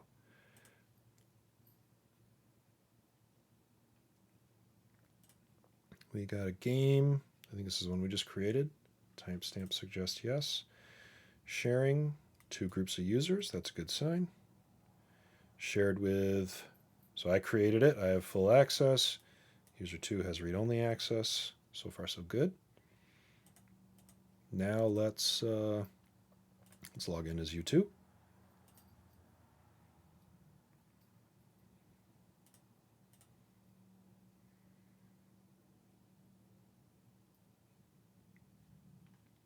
Okay, still not seeing it here, but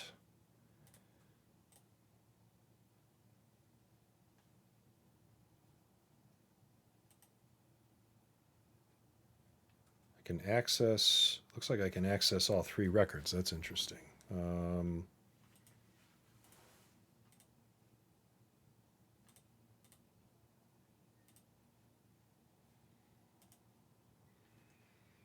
Let's see where the others, unless we've got some, all right, I'm going to log out here.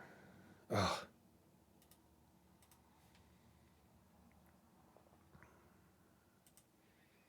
Let's check our sharing again.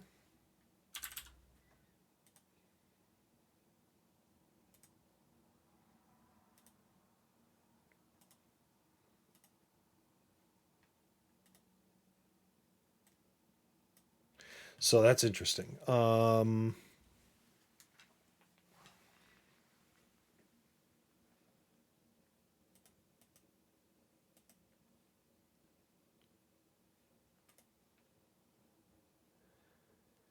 So U2 does have read access. All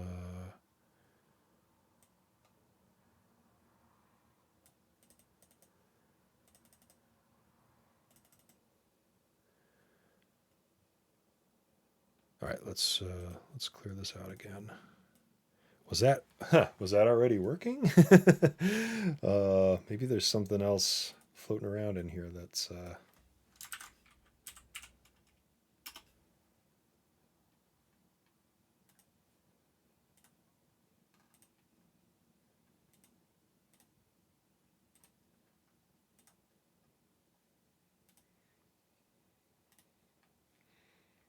right, so I'm gonna play here. Rock. Our game.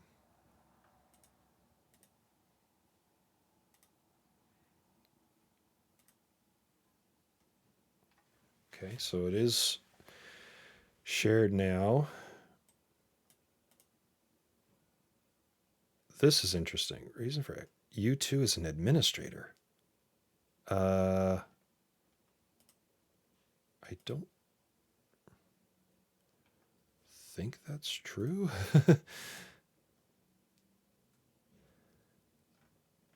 Standard user. Oh, wait. They do have a permission set, which does grant view. Okay, it does grant view all. But that probably doesn't. Yeah, that's weird. U2 is definitely not an administrator. This permission set is opening it way up, so they do have view all. And I would agree that it probably doesn't make sense to make it view all. It might be better to just share. So let's see what happens if we take that away. Okay, that's weird that it said reason for access administrator. Huh. Unless that's a weird interpretation of that, of saying view all here, but this makes more sense. We've now manually shared that that game with this user with read-only access. It doesn't.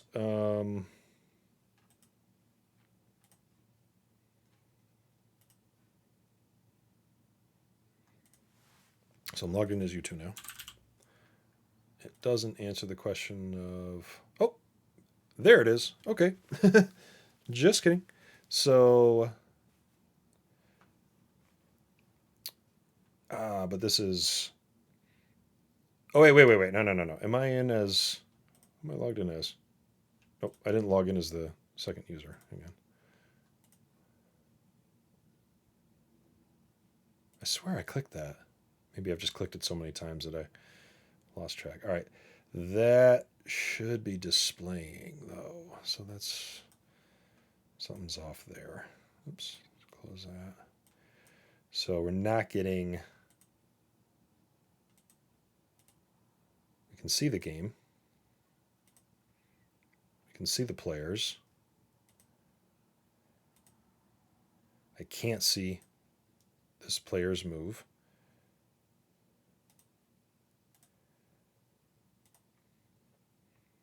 I can see my move. Oh, wait.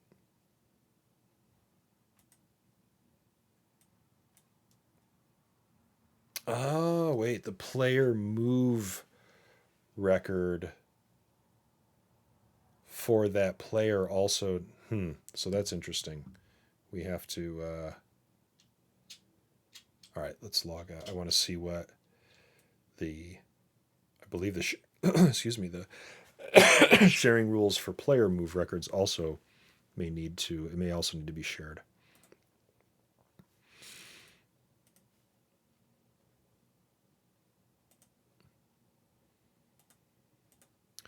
Okay, so permission set, just want to check this here.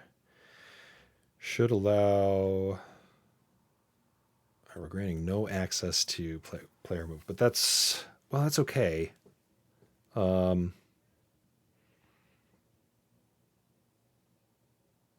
Technically, the end user doesn't even need to know that that's happening.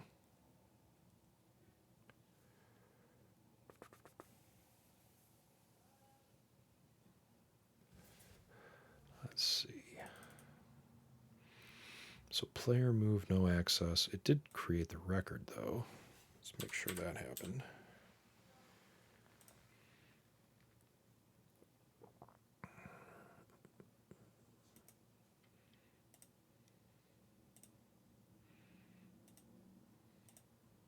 Did create it. So the user just can't see. End users have no access to these records. They're just being managed in system context, which is that is probably the reason why our end user can't access anything. So did I add? Let's see. Can I see? Let's see the execution here. If it'll let me.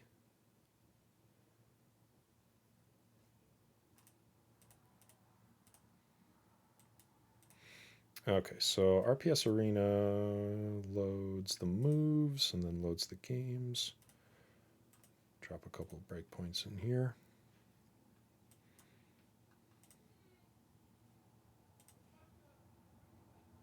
Okay, we got moves. Those should be accessible.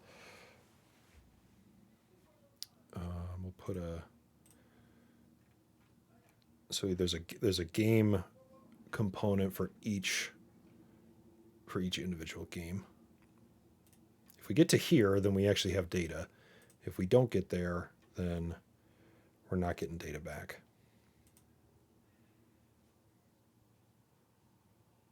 All right, so we are getting data. What does that data look like? What's val?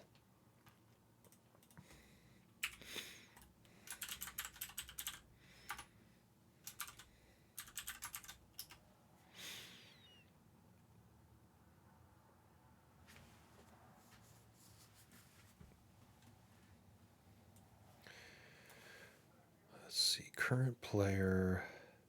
Okay. I think we. So the current player right now, I'm actually logged in as, I believe I'm logged in as player 2. Am I logged as? Nope, I'm still logged in as. Right, I'm still logged in as me, so I gotta get to U2.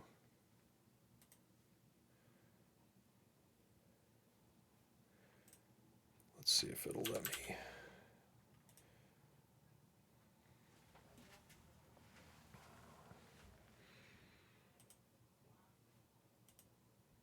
Oops.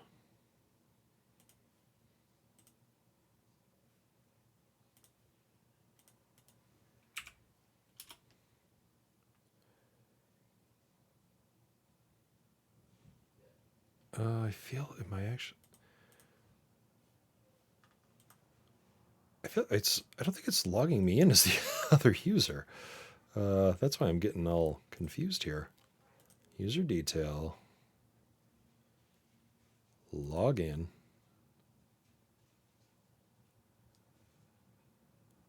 Okay, now I'm logged in as user 2.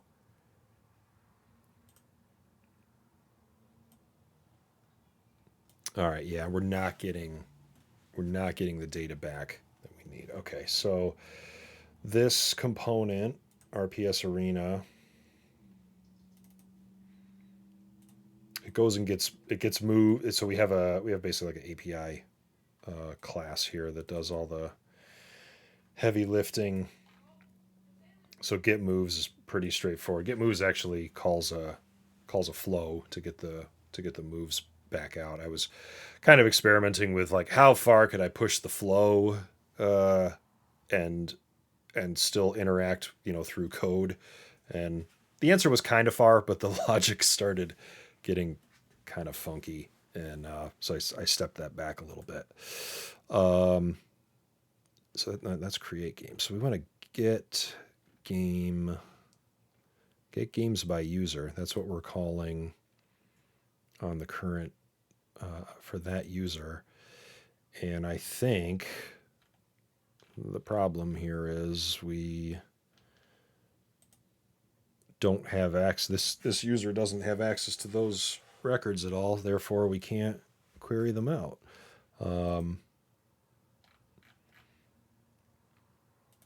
Just for comparison, I shouldn't do. I don't use this a lot, but let's just see if it opens up the data. In which case, we'll have to do some sharing. All right, we're still in as our user. Get our moves. Nah, it's still not coming back though.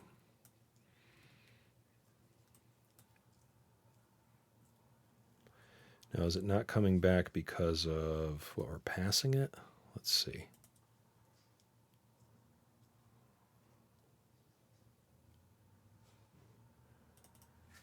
This is our user 2, so let's go into the. We'll just go into our code and run it from there. See if we get back what we expect. Find out if it's a data issue or if it's an access issue.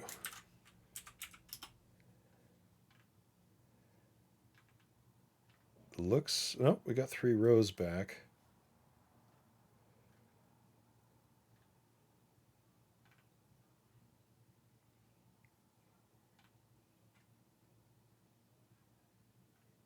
Which makes sense because we query the players and then we query the game. Is that what I believe? U2 has no access to player move and permissions. All right, that's correct. Yep, no access. And I don't know if that's the right thing to do.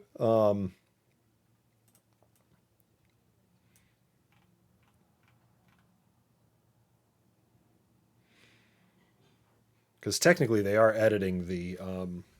If I was being a purist and saying like, well, if this user just went to that record, the player move record, they could edit it. They can't do that now, but we could make that. We could make that the case. And then I think this data would also return. And when we are, let's see, init.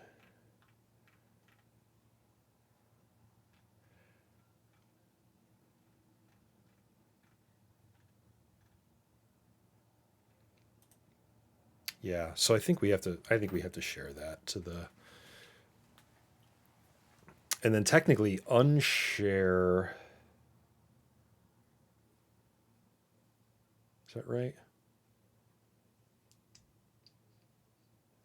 We want to share with. We don't want player 1 to be able to see the player 2 move record, or the player 2 player 2's player move. And let's see, is that actually happening? What I really should do is have two non-admin users in this, so it's not throwing everything off. Where are we here? Let's see.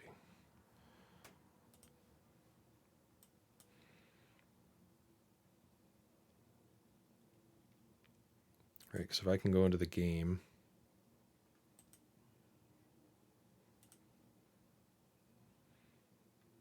I see the game, I see the players, I see that the player Tom Petros has played. I can't see the player move, which is good. I don't want that. But then if I go here, I You can see the player record. I see the status is pending. I think I want to see the player move here. So we would need to share that specifically and also grant some kind of permission in the permission set, or we won't be able to still won't be able to do anything with it.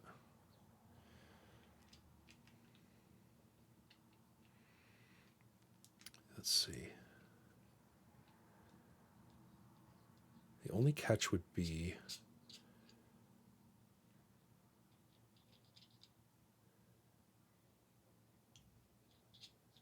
if this player initiates a game,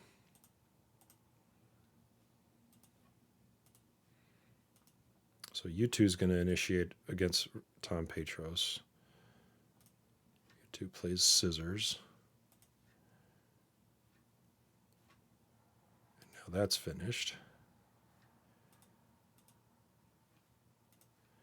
So then I go into games. Here's my player. Still have no access to the to that record.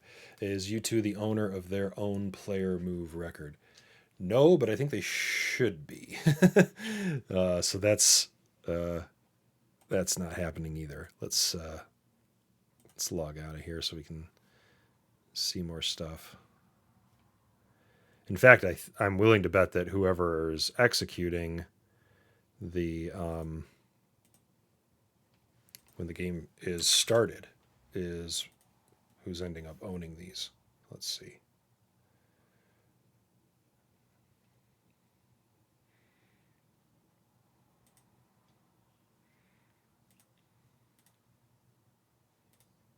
Oh, game. All right, so here's game 7.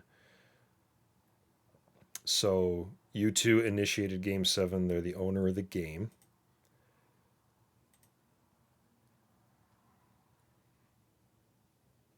The game, the player is a master detail.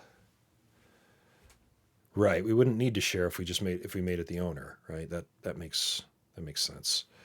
The players are details to the game, which I think is fair. And each player needs to know that they needs to know who their opponents are, and then this player move record. Well, this player move record actually was owned by them, but they have no access to it. So by the permission set. So I think we have to open up the permission set. This owner makes sense, but then the other record, let's go back here. This player's move is also owned by you, so we have to change that. Okay, so we don't need to share. We do need to correct ownership, and I think we need to adjust that permission set so that user U2 can actually see what they. So if I change this, the correct owner here would be like that, and then our permission set needs to tweak.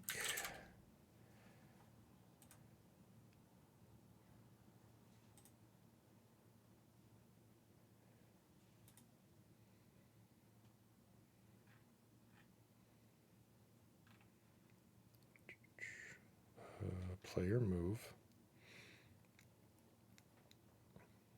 We've got to at least give them read here, right?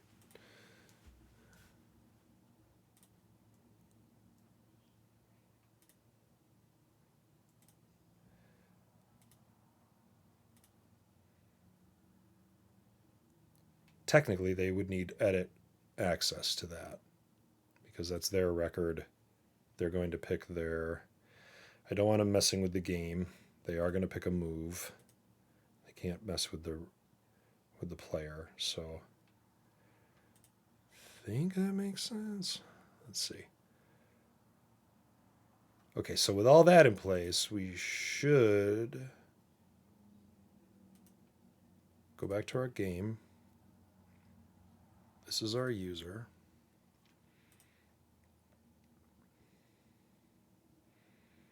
Let's log back in here. We still have to fix the owner in the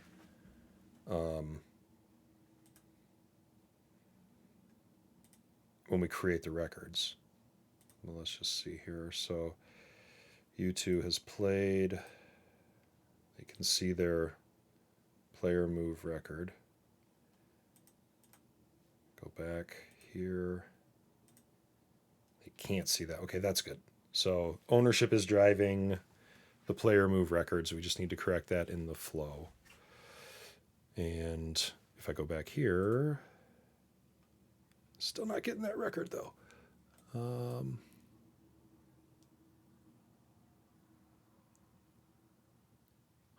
Okay. All right, well, let's fix the flow first, I guess. So we'll get the owners assigned correctly.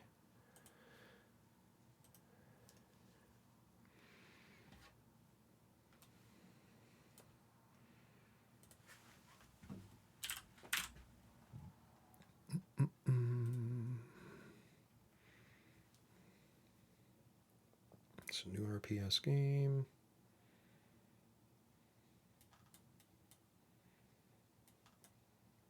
Create the 2 players. Create player 1 move. So the owner ID here is we have a user, right?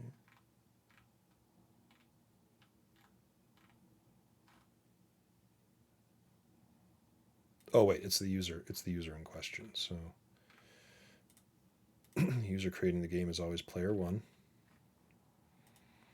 And then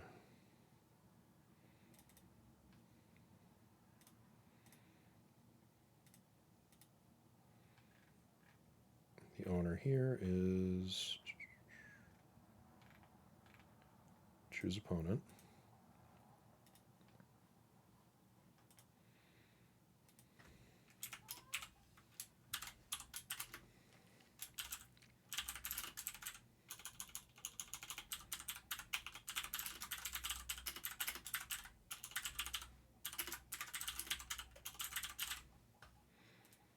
Okay, we should have our ownership square now.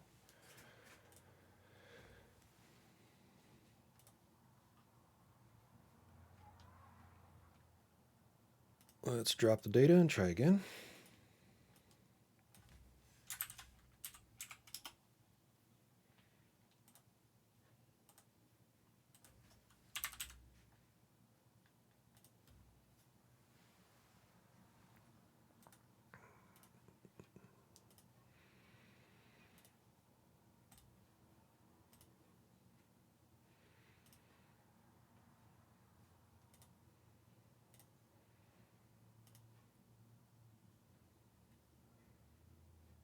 And there's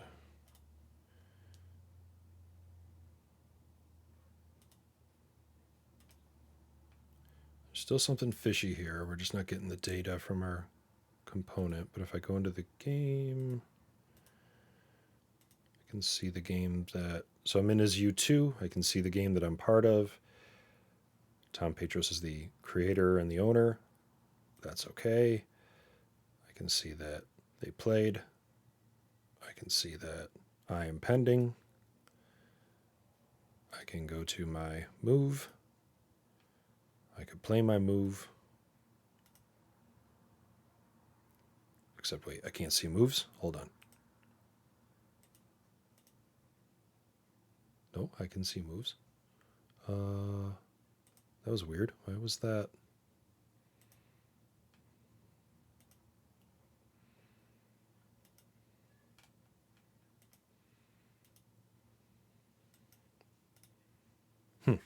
Okay. Oh, I just... it just didn't fill because I didn't pick anything. Okay, so I can do this all manually. I can... This should finish the game as U2. It just doesn't... Let's see what happens. We do that. Now the game should be over. The game is complete. I should be able to see... I see the move here. For all intents and purposes, the player move record is no longer needed once the game is over.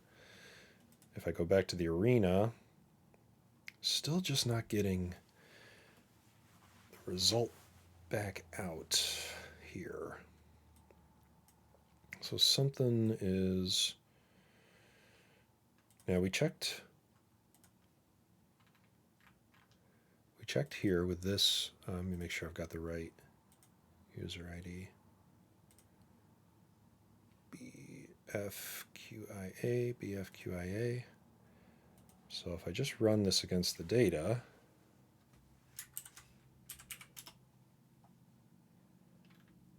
I'm getting querying stuff out.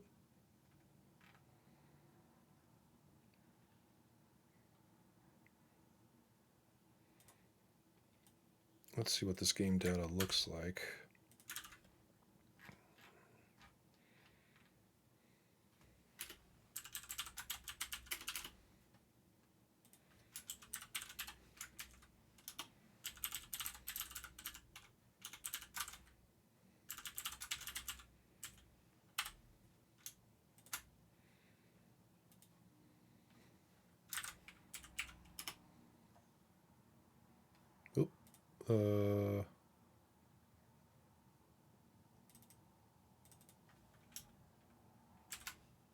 Oh, yep, it's its own object.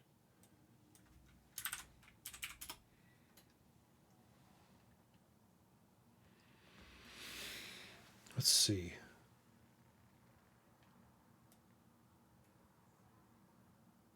Okay, so that,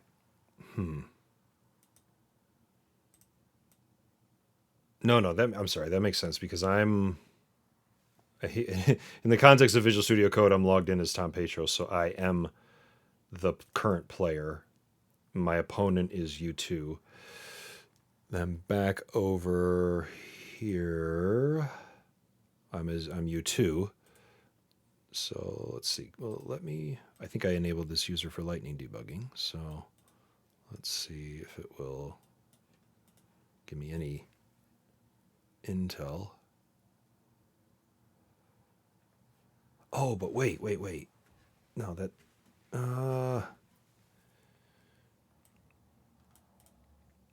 no, this is wrong. Okay, so if I ran this, I'm running it. Yes, I'm logged. I'm here as Tom Petros, but I'm asking for the data in the context of my U2 user ID. So it getting where user equals that. So we get the player. We get one player back. This player's user. I'm sorry, the player based on that user.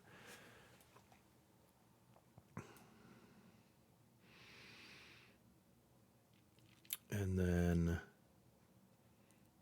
grab the game ID from each of those. And then we query out all of the players involved in those games. So we're getting the player and the opponent. The current player should be first. Oh, but wait, player is current player. Okay. That's player is current player, I'm pretty sure is a formula that is based on the executing user's ID. So even though I'm passing in, hey, this is the user I want to treat as the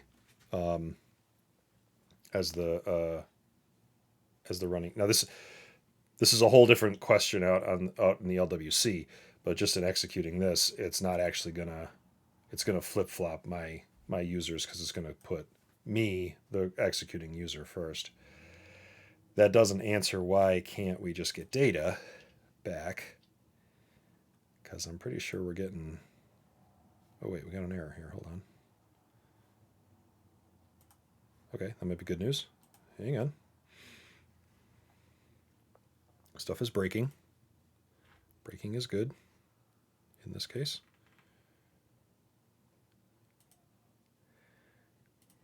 You do not have access to the Apex class named API. Well, there you go. That'd probably do it.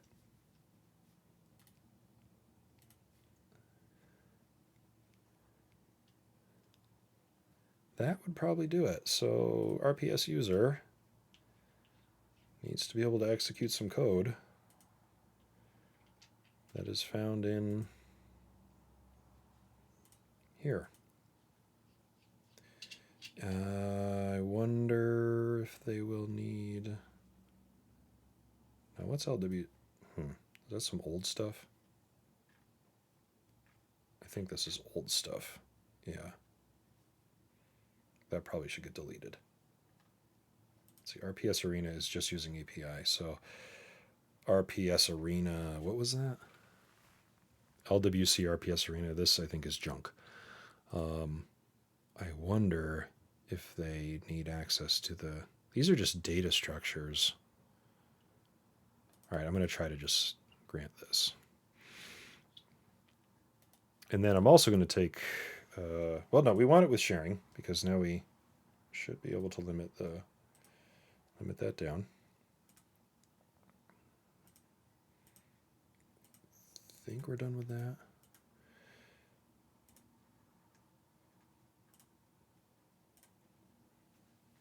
Okay, let's log in as U2. Heyo, look at that. U2 lost to Tom Petros. U2 played scissors. Still got to fix this. That should not be question mark. That should be rock, I think. Let's double check. U2 lost, played scissors. Tom Petros won, played rock. So yeah, we should see the dot icon here.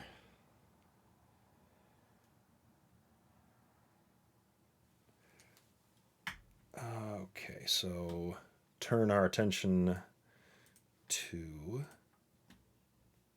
our component.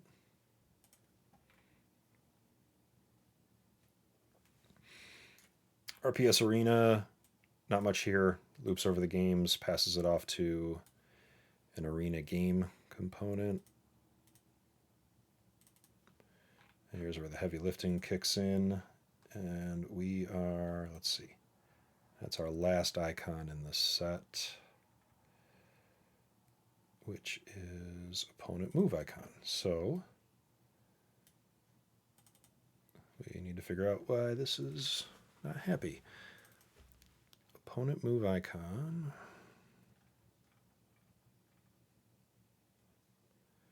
Get move icon name. This not game dot opponent.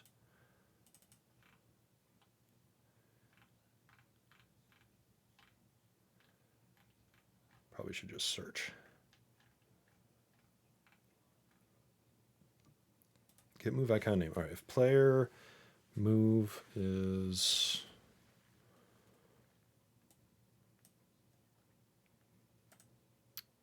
player.move is undefined. I bet you we must be missing some data here. Okay, so we can debug into that a little bit further. Hopefully.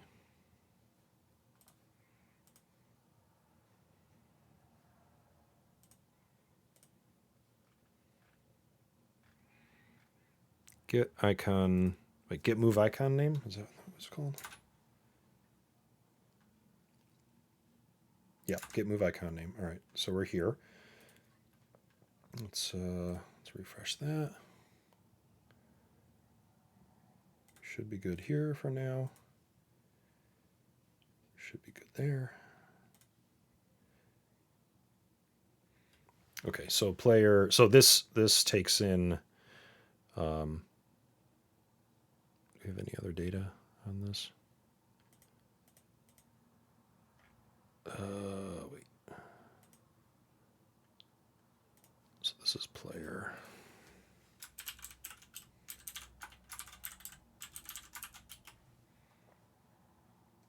Yeah, so that's U2. That's the current player. Not undefined. The move is scissors, right?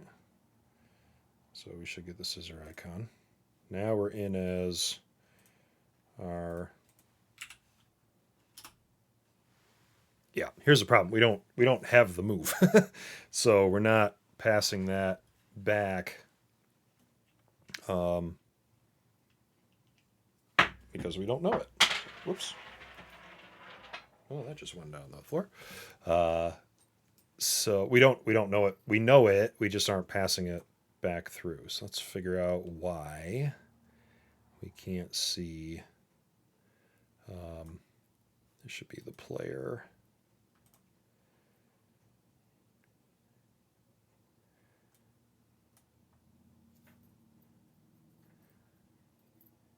So we should have the move data, but we don't. And is that, I mean, it's not coming back, so it must not be. It must not be included.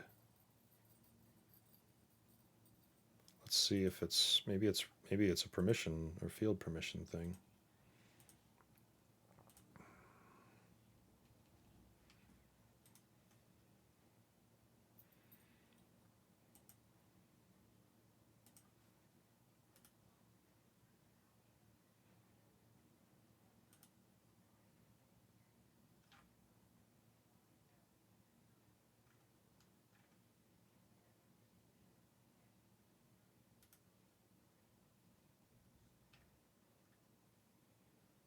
No, it should be read.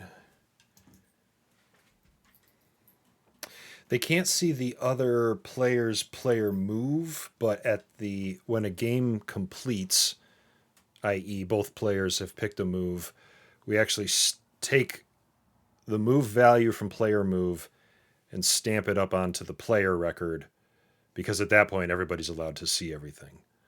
But it's odd that they can't, and they've got read access. To be honest, I think this is actually more. This view all is probably more open than it should be, because it should just be read based on the parent game. But it's weird that, and I think the same problem is true for even for the admin user. So let me see if that's still the case. Yeah, so here's a round that I won. I played rock. I just don't know. In fact, I can probably go see it. Let's see. Game 8. Complete. Player rock. Player scissor.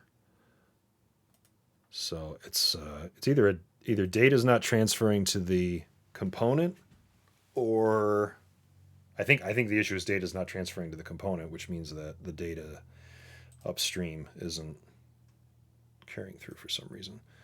Let me see if make sure that's true.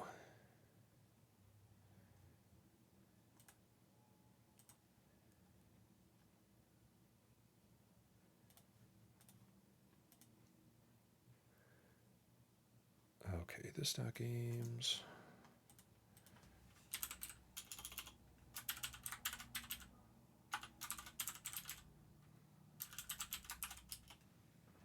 Let's see. So it brings back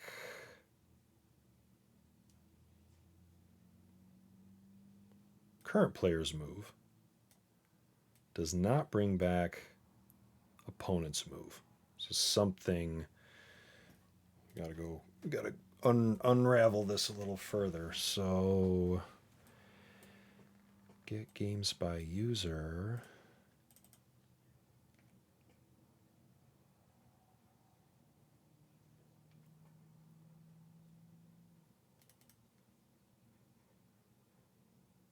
Ah, right. Okay. Yeah. We're querying the player moves here. And we don't.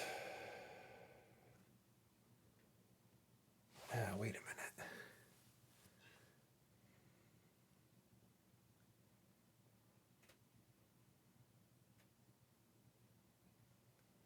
Yeah, because we're not going to see that. We won't see it until it stamps up to the.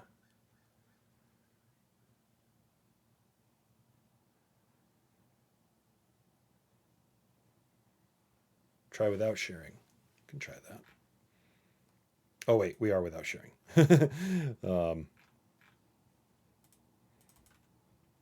Actually, I meant to put that back to with sharing. See what kind of havoc that wreaks.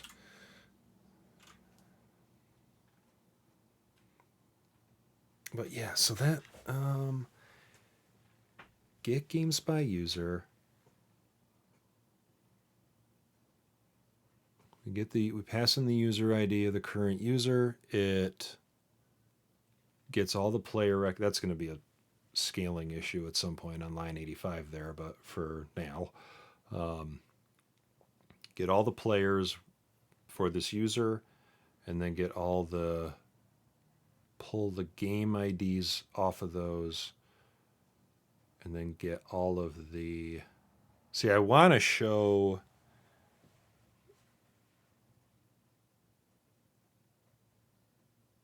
It's weird though, as an admin,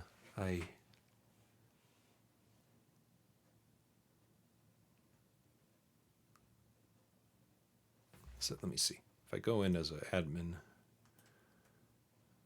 and look at that record.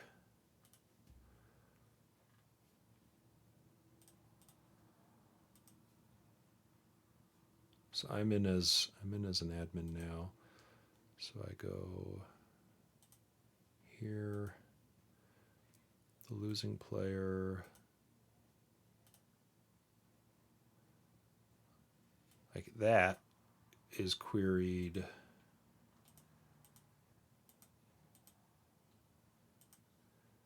Where'd you go?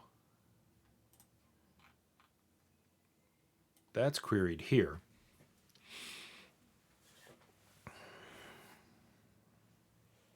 Yeah, like the admin should.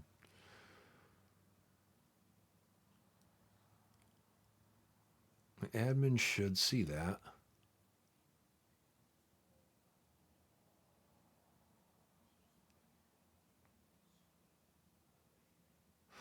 Unless there is a second permission set that basically makes somebody a RPS administrator, but I'm pretty sure I opened that wide open to everything that was relevant. Let's just see.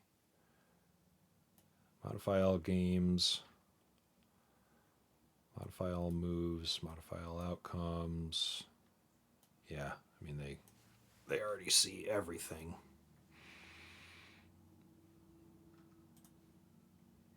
So it's not that.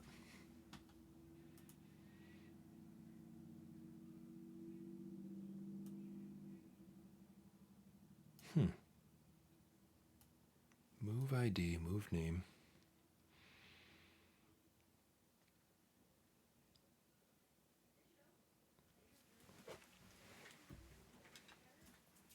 Now I could pull. Oh, wait a second. You know what? We act on this data elsewhere. So init game data could be. Here it is. I bet you this is it. If game data dot status does not equal complete.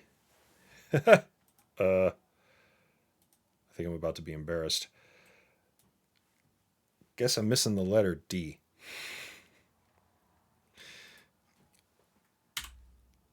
That might work. That might fix it. Hey, you wanted broken stuff. I'm giving it to you, man. By one syntax character error at a time. Now I say all that. Let's see if this actually works.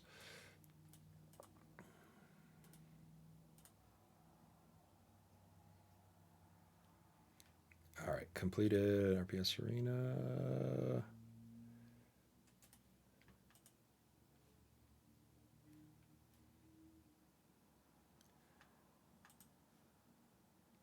Rock, scissors.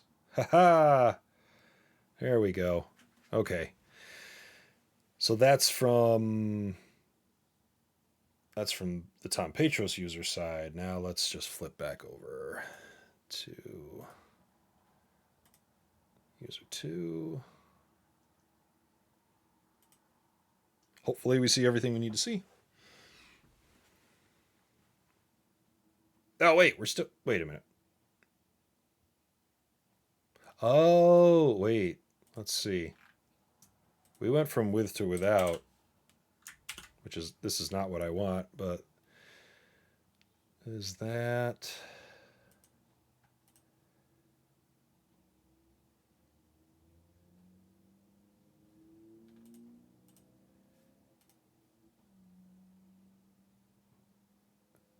U2 played Tom Petros, U2 played Scissor, Tom Petros played... okay, so that works, but that's failing correctly.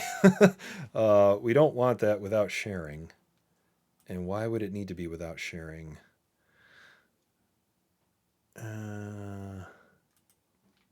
Because we are querying player move records. Right.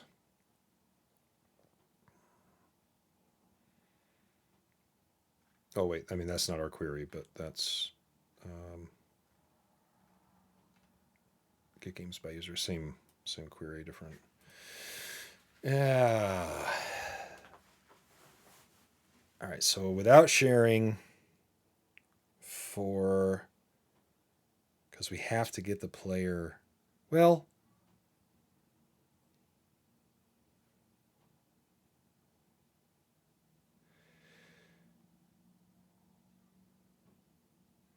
technically I don't need,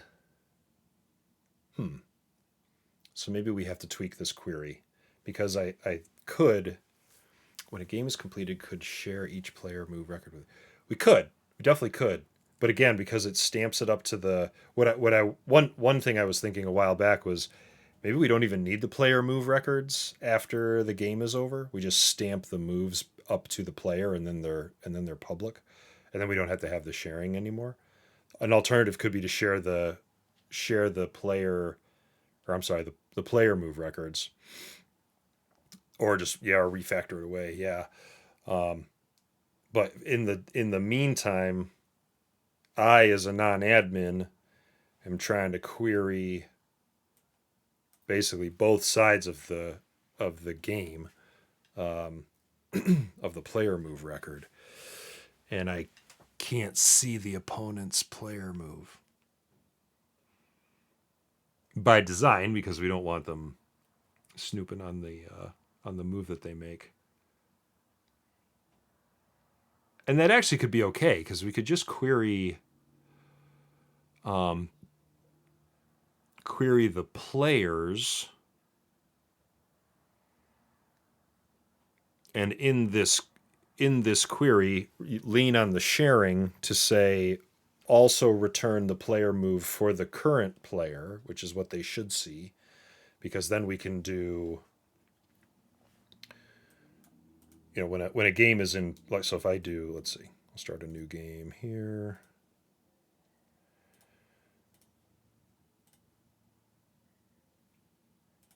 Hopefully that shows up.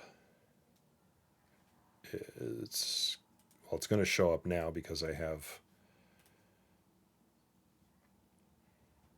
So I really don't at this stage. When U2 played, so their player status is played. They're basically done, waiting for Tom Petros to come in and make his move.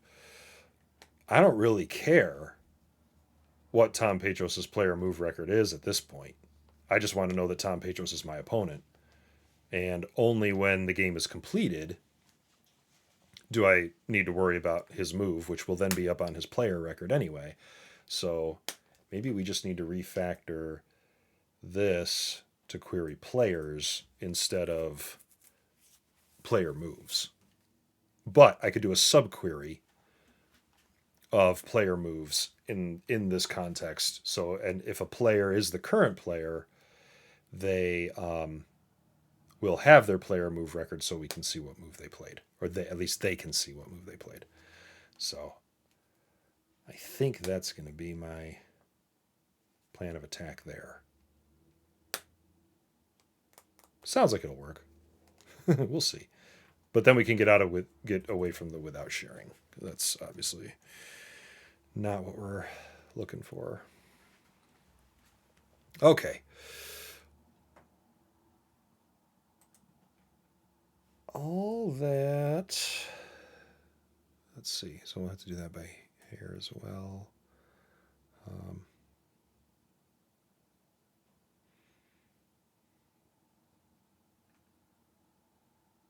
These game data and player data structures are maybe a little more than necessary, but okay, let's see. So get games by user, we have to do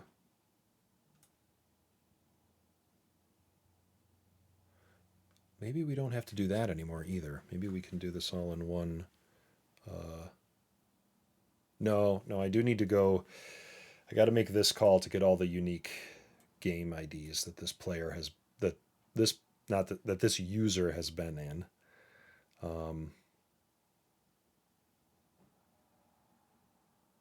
That's unavoidable, right? I don't think we can escape that. But then instead of doing player moves, so we could have list player.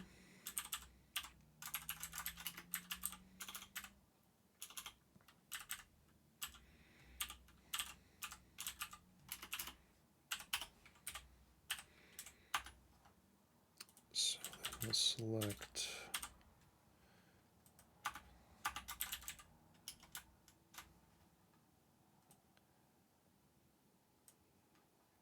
we need all these basically.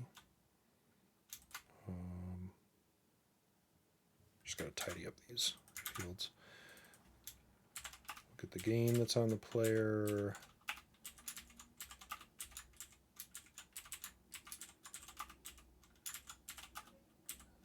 The game status. I've already got that.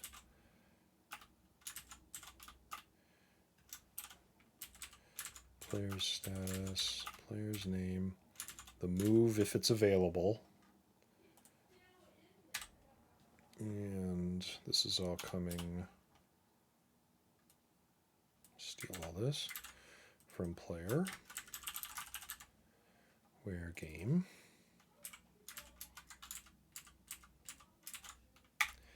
Game equals game IDs, order by game, is current user.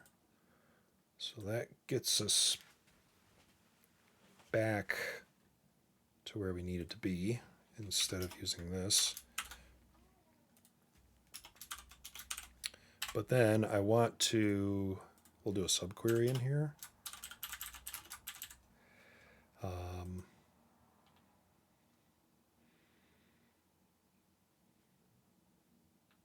To get the ID, the move.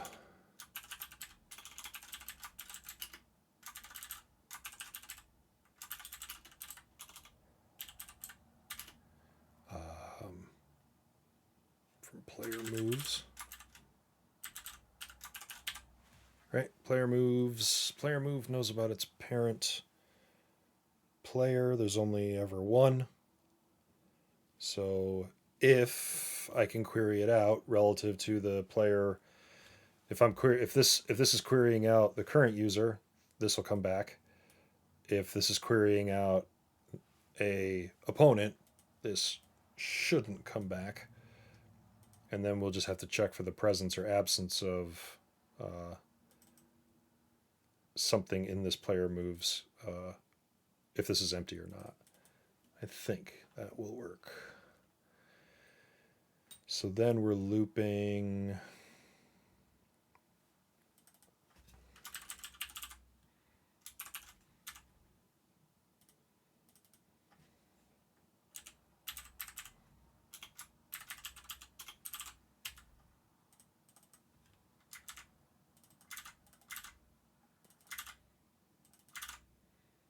Init game data is going to need to take a different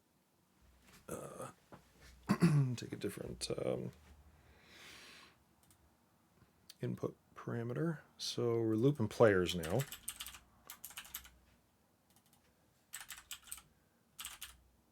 This whole thing feels wonky, but it'll do. We're basically checking that. So we sort the players by the current user is always first in the sort by game and then sort by current user first. So then this is just checking. I probably could just do a for each and check the index, but just modding to 0 to make sure it's the first one in the list. We're going to create this is a list of players now. And we're going to add our player. And then we add the player again, and we initiate the game data. So now we're going to go up here.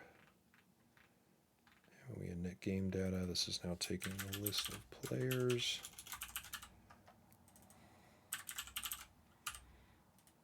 Oops. Okay. Let's see.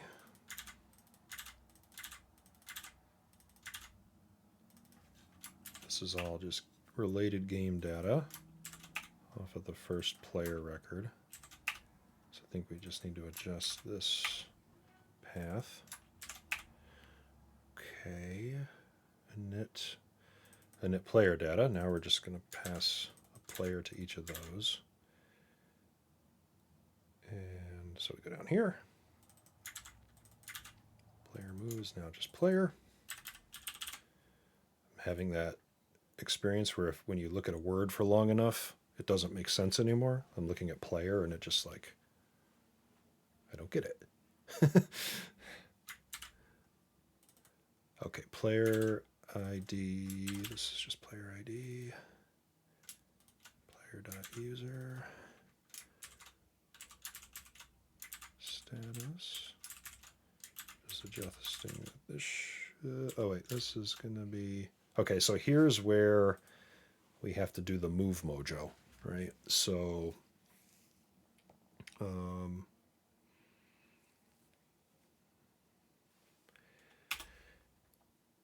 here we're going to say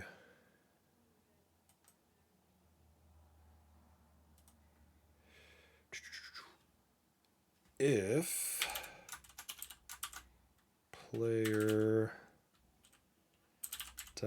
player moves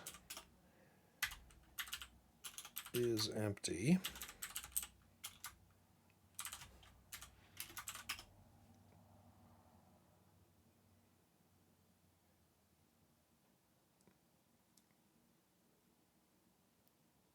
then I think we're just saying player data.move equals null. Otherwise,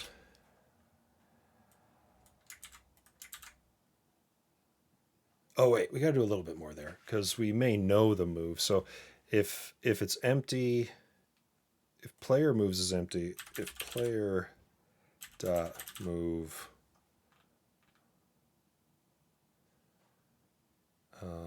player dot move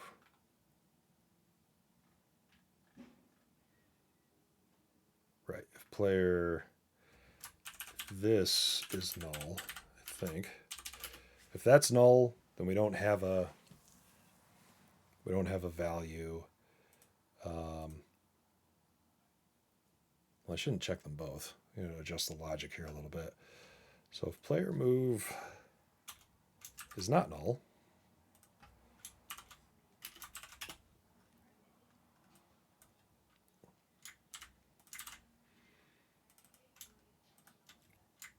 easy path, right? We have a move, we grab the name. Okay. Else if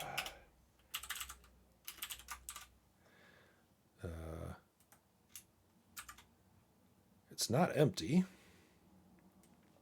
then player move equals the first name. Okay. Otherwise, it's null, and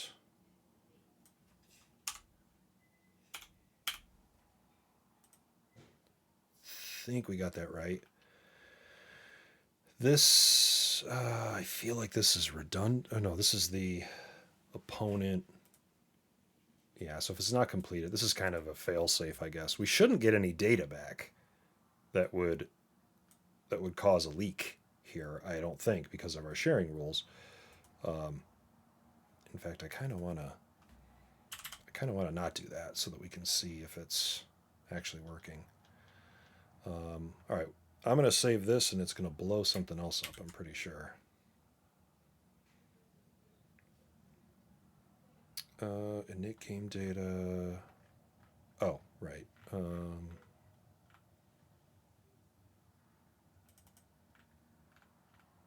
Get game by. I don't know if get game by ID is actually in use yet, so we're just going to comment that out for a minute. Check my arena component. Yeah, it's not in there. I don't think that's referenced yet. So we'll see if we can get away with this. Okay. Changed a lot of data. Probably going to blow stuff up. Let's see what kind of trouble we got into. Did we take out the... Let's see. With sharing. We want that back in.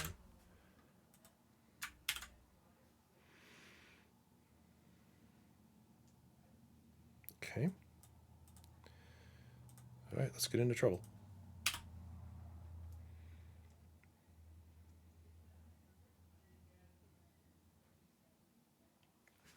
Sufficiently broken, as expected. I'm going to log. Let's see what this looks like on the admin user side.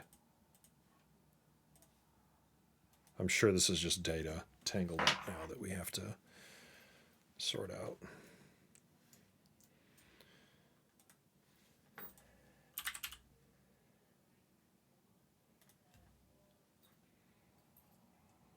Yep. Okay. Broken for everybody. Perfect. We'll do a quick inspect here.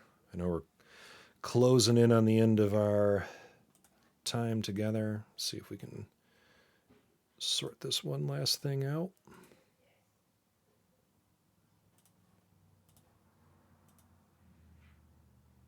I probably have an error with the... I'm guessing I have an error with the query. Let's reload this and see if we get into that error block. Actually, it probably would have just written something. Here we go. Server error. Oh, S-object row was retrieved without requesting player move.name. Feels like we don't even need that. Where is that?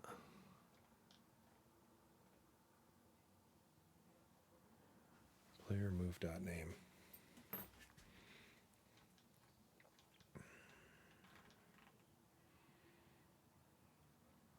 Oh, no?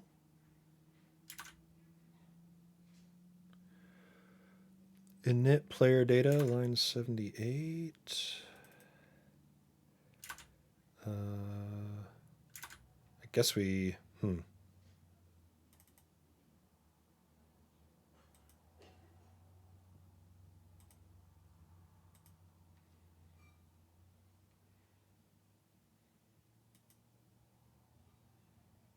Is that because we... Maybe we're not even getting this back, so I'm... No, that shouldn't matter.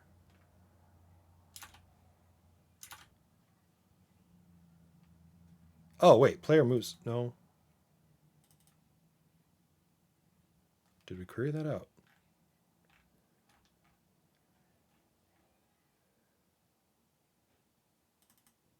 Oh, it's moves dot... Player moves dot move dot name. That's what we want. Player moves dot move dot... I think that's what we're after.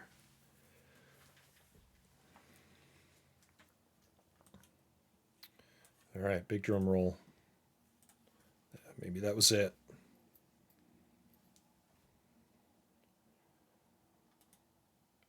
It didn't hit the error. Oh, it's loading stuff. Oh, still loading. Almost right. This should be, let's see.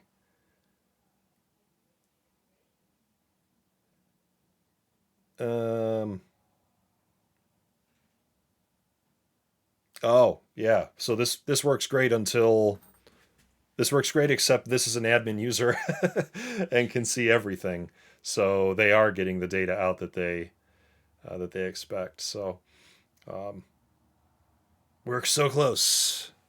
Got to figure out what to do with admins. Basically, in the way this is set up, admins aren't going to have fun playing because they're going to be able to see what everybody else is doing. But um, we may need that's where we just may need some more logic in the Apex class to only bring back. Well, it doesn't matter. They can just go look at the records. So you just can't be an admin. Admins can't have any fun. That's the rule of today, kids. Uh, if you're a Salesforce admin and you want to play rock paper scissors, you're out of luck. Got to make a second user, second non-admin user, or you're just going to cheat. You're going to cheat the whole time. So I guess that'll wrap it. We're at about 5 o'clock, and that's we did what we came to do. So I super duper thanks to everyone who came to hang out today. McMontage, and I don't know if I lost the screen name. IRS auditor dude or something like that came to play. Thanks for teaching me about DataWeave. That's pretty awesome. Had a little fun messing around with some new Spring 23 SOQL stuff, making it work ways despite what the documentation said, and you know we'll keep building rock paper scissors. I'll bring it back next week. Next week maybe. Oh, it'll be cool, right? We're not going to be to this point yet, but it sure would be slick to build a Slack app with the Apex SDK for rock paper scissors, so that you could play rock paper scissors in Salesforce and in Slack. Wherever your rock paper scissors needs need to be fulfilled, we can we can accommodate. But in the meantime, thanks for hanging out. We'll post stuff to places and try to do a recap video and all that good stuff. See you next week. Same bat time, same bat channel.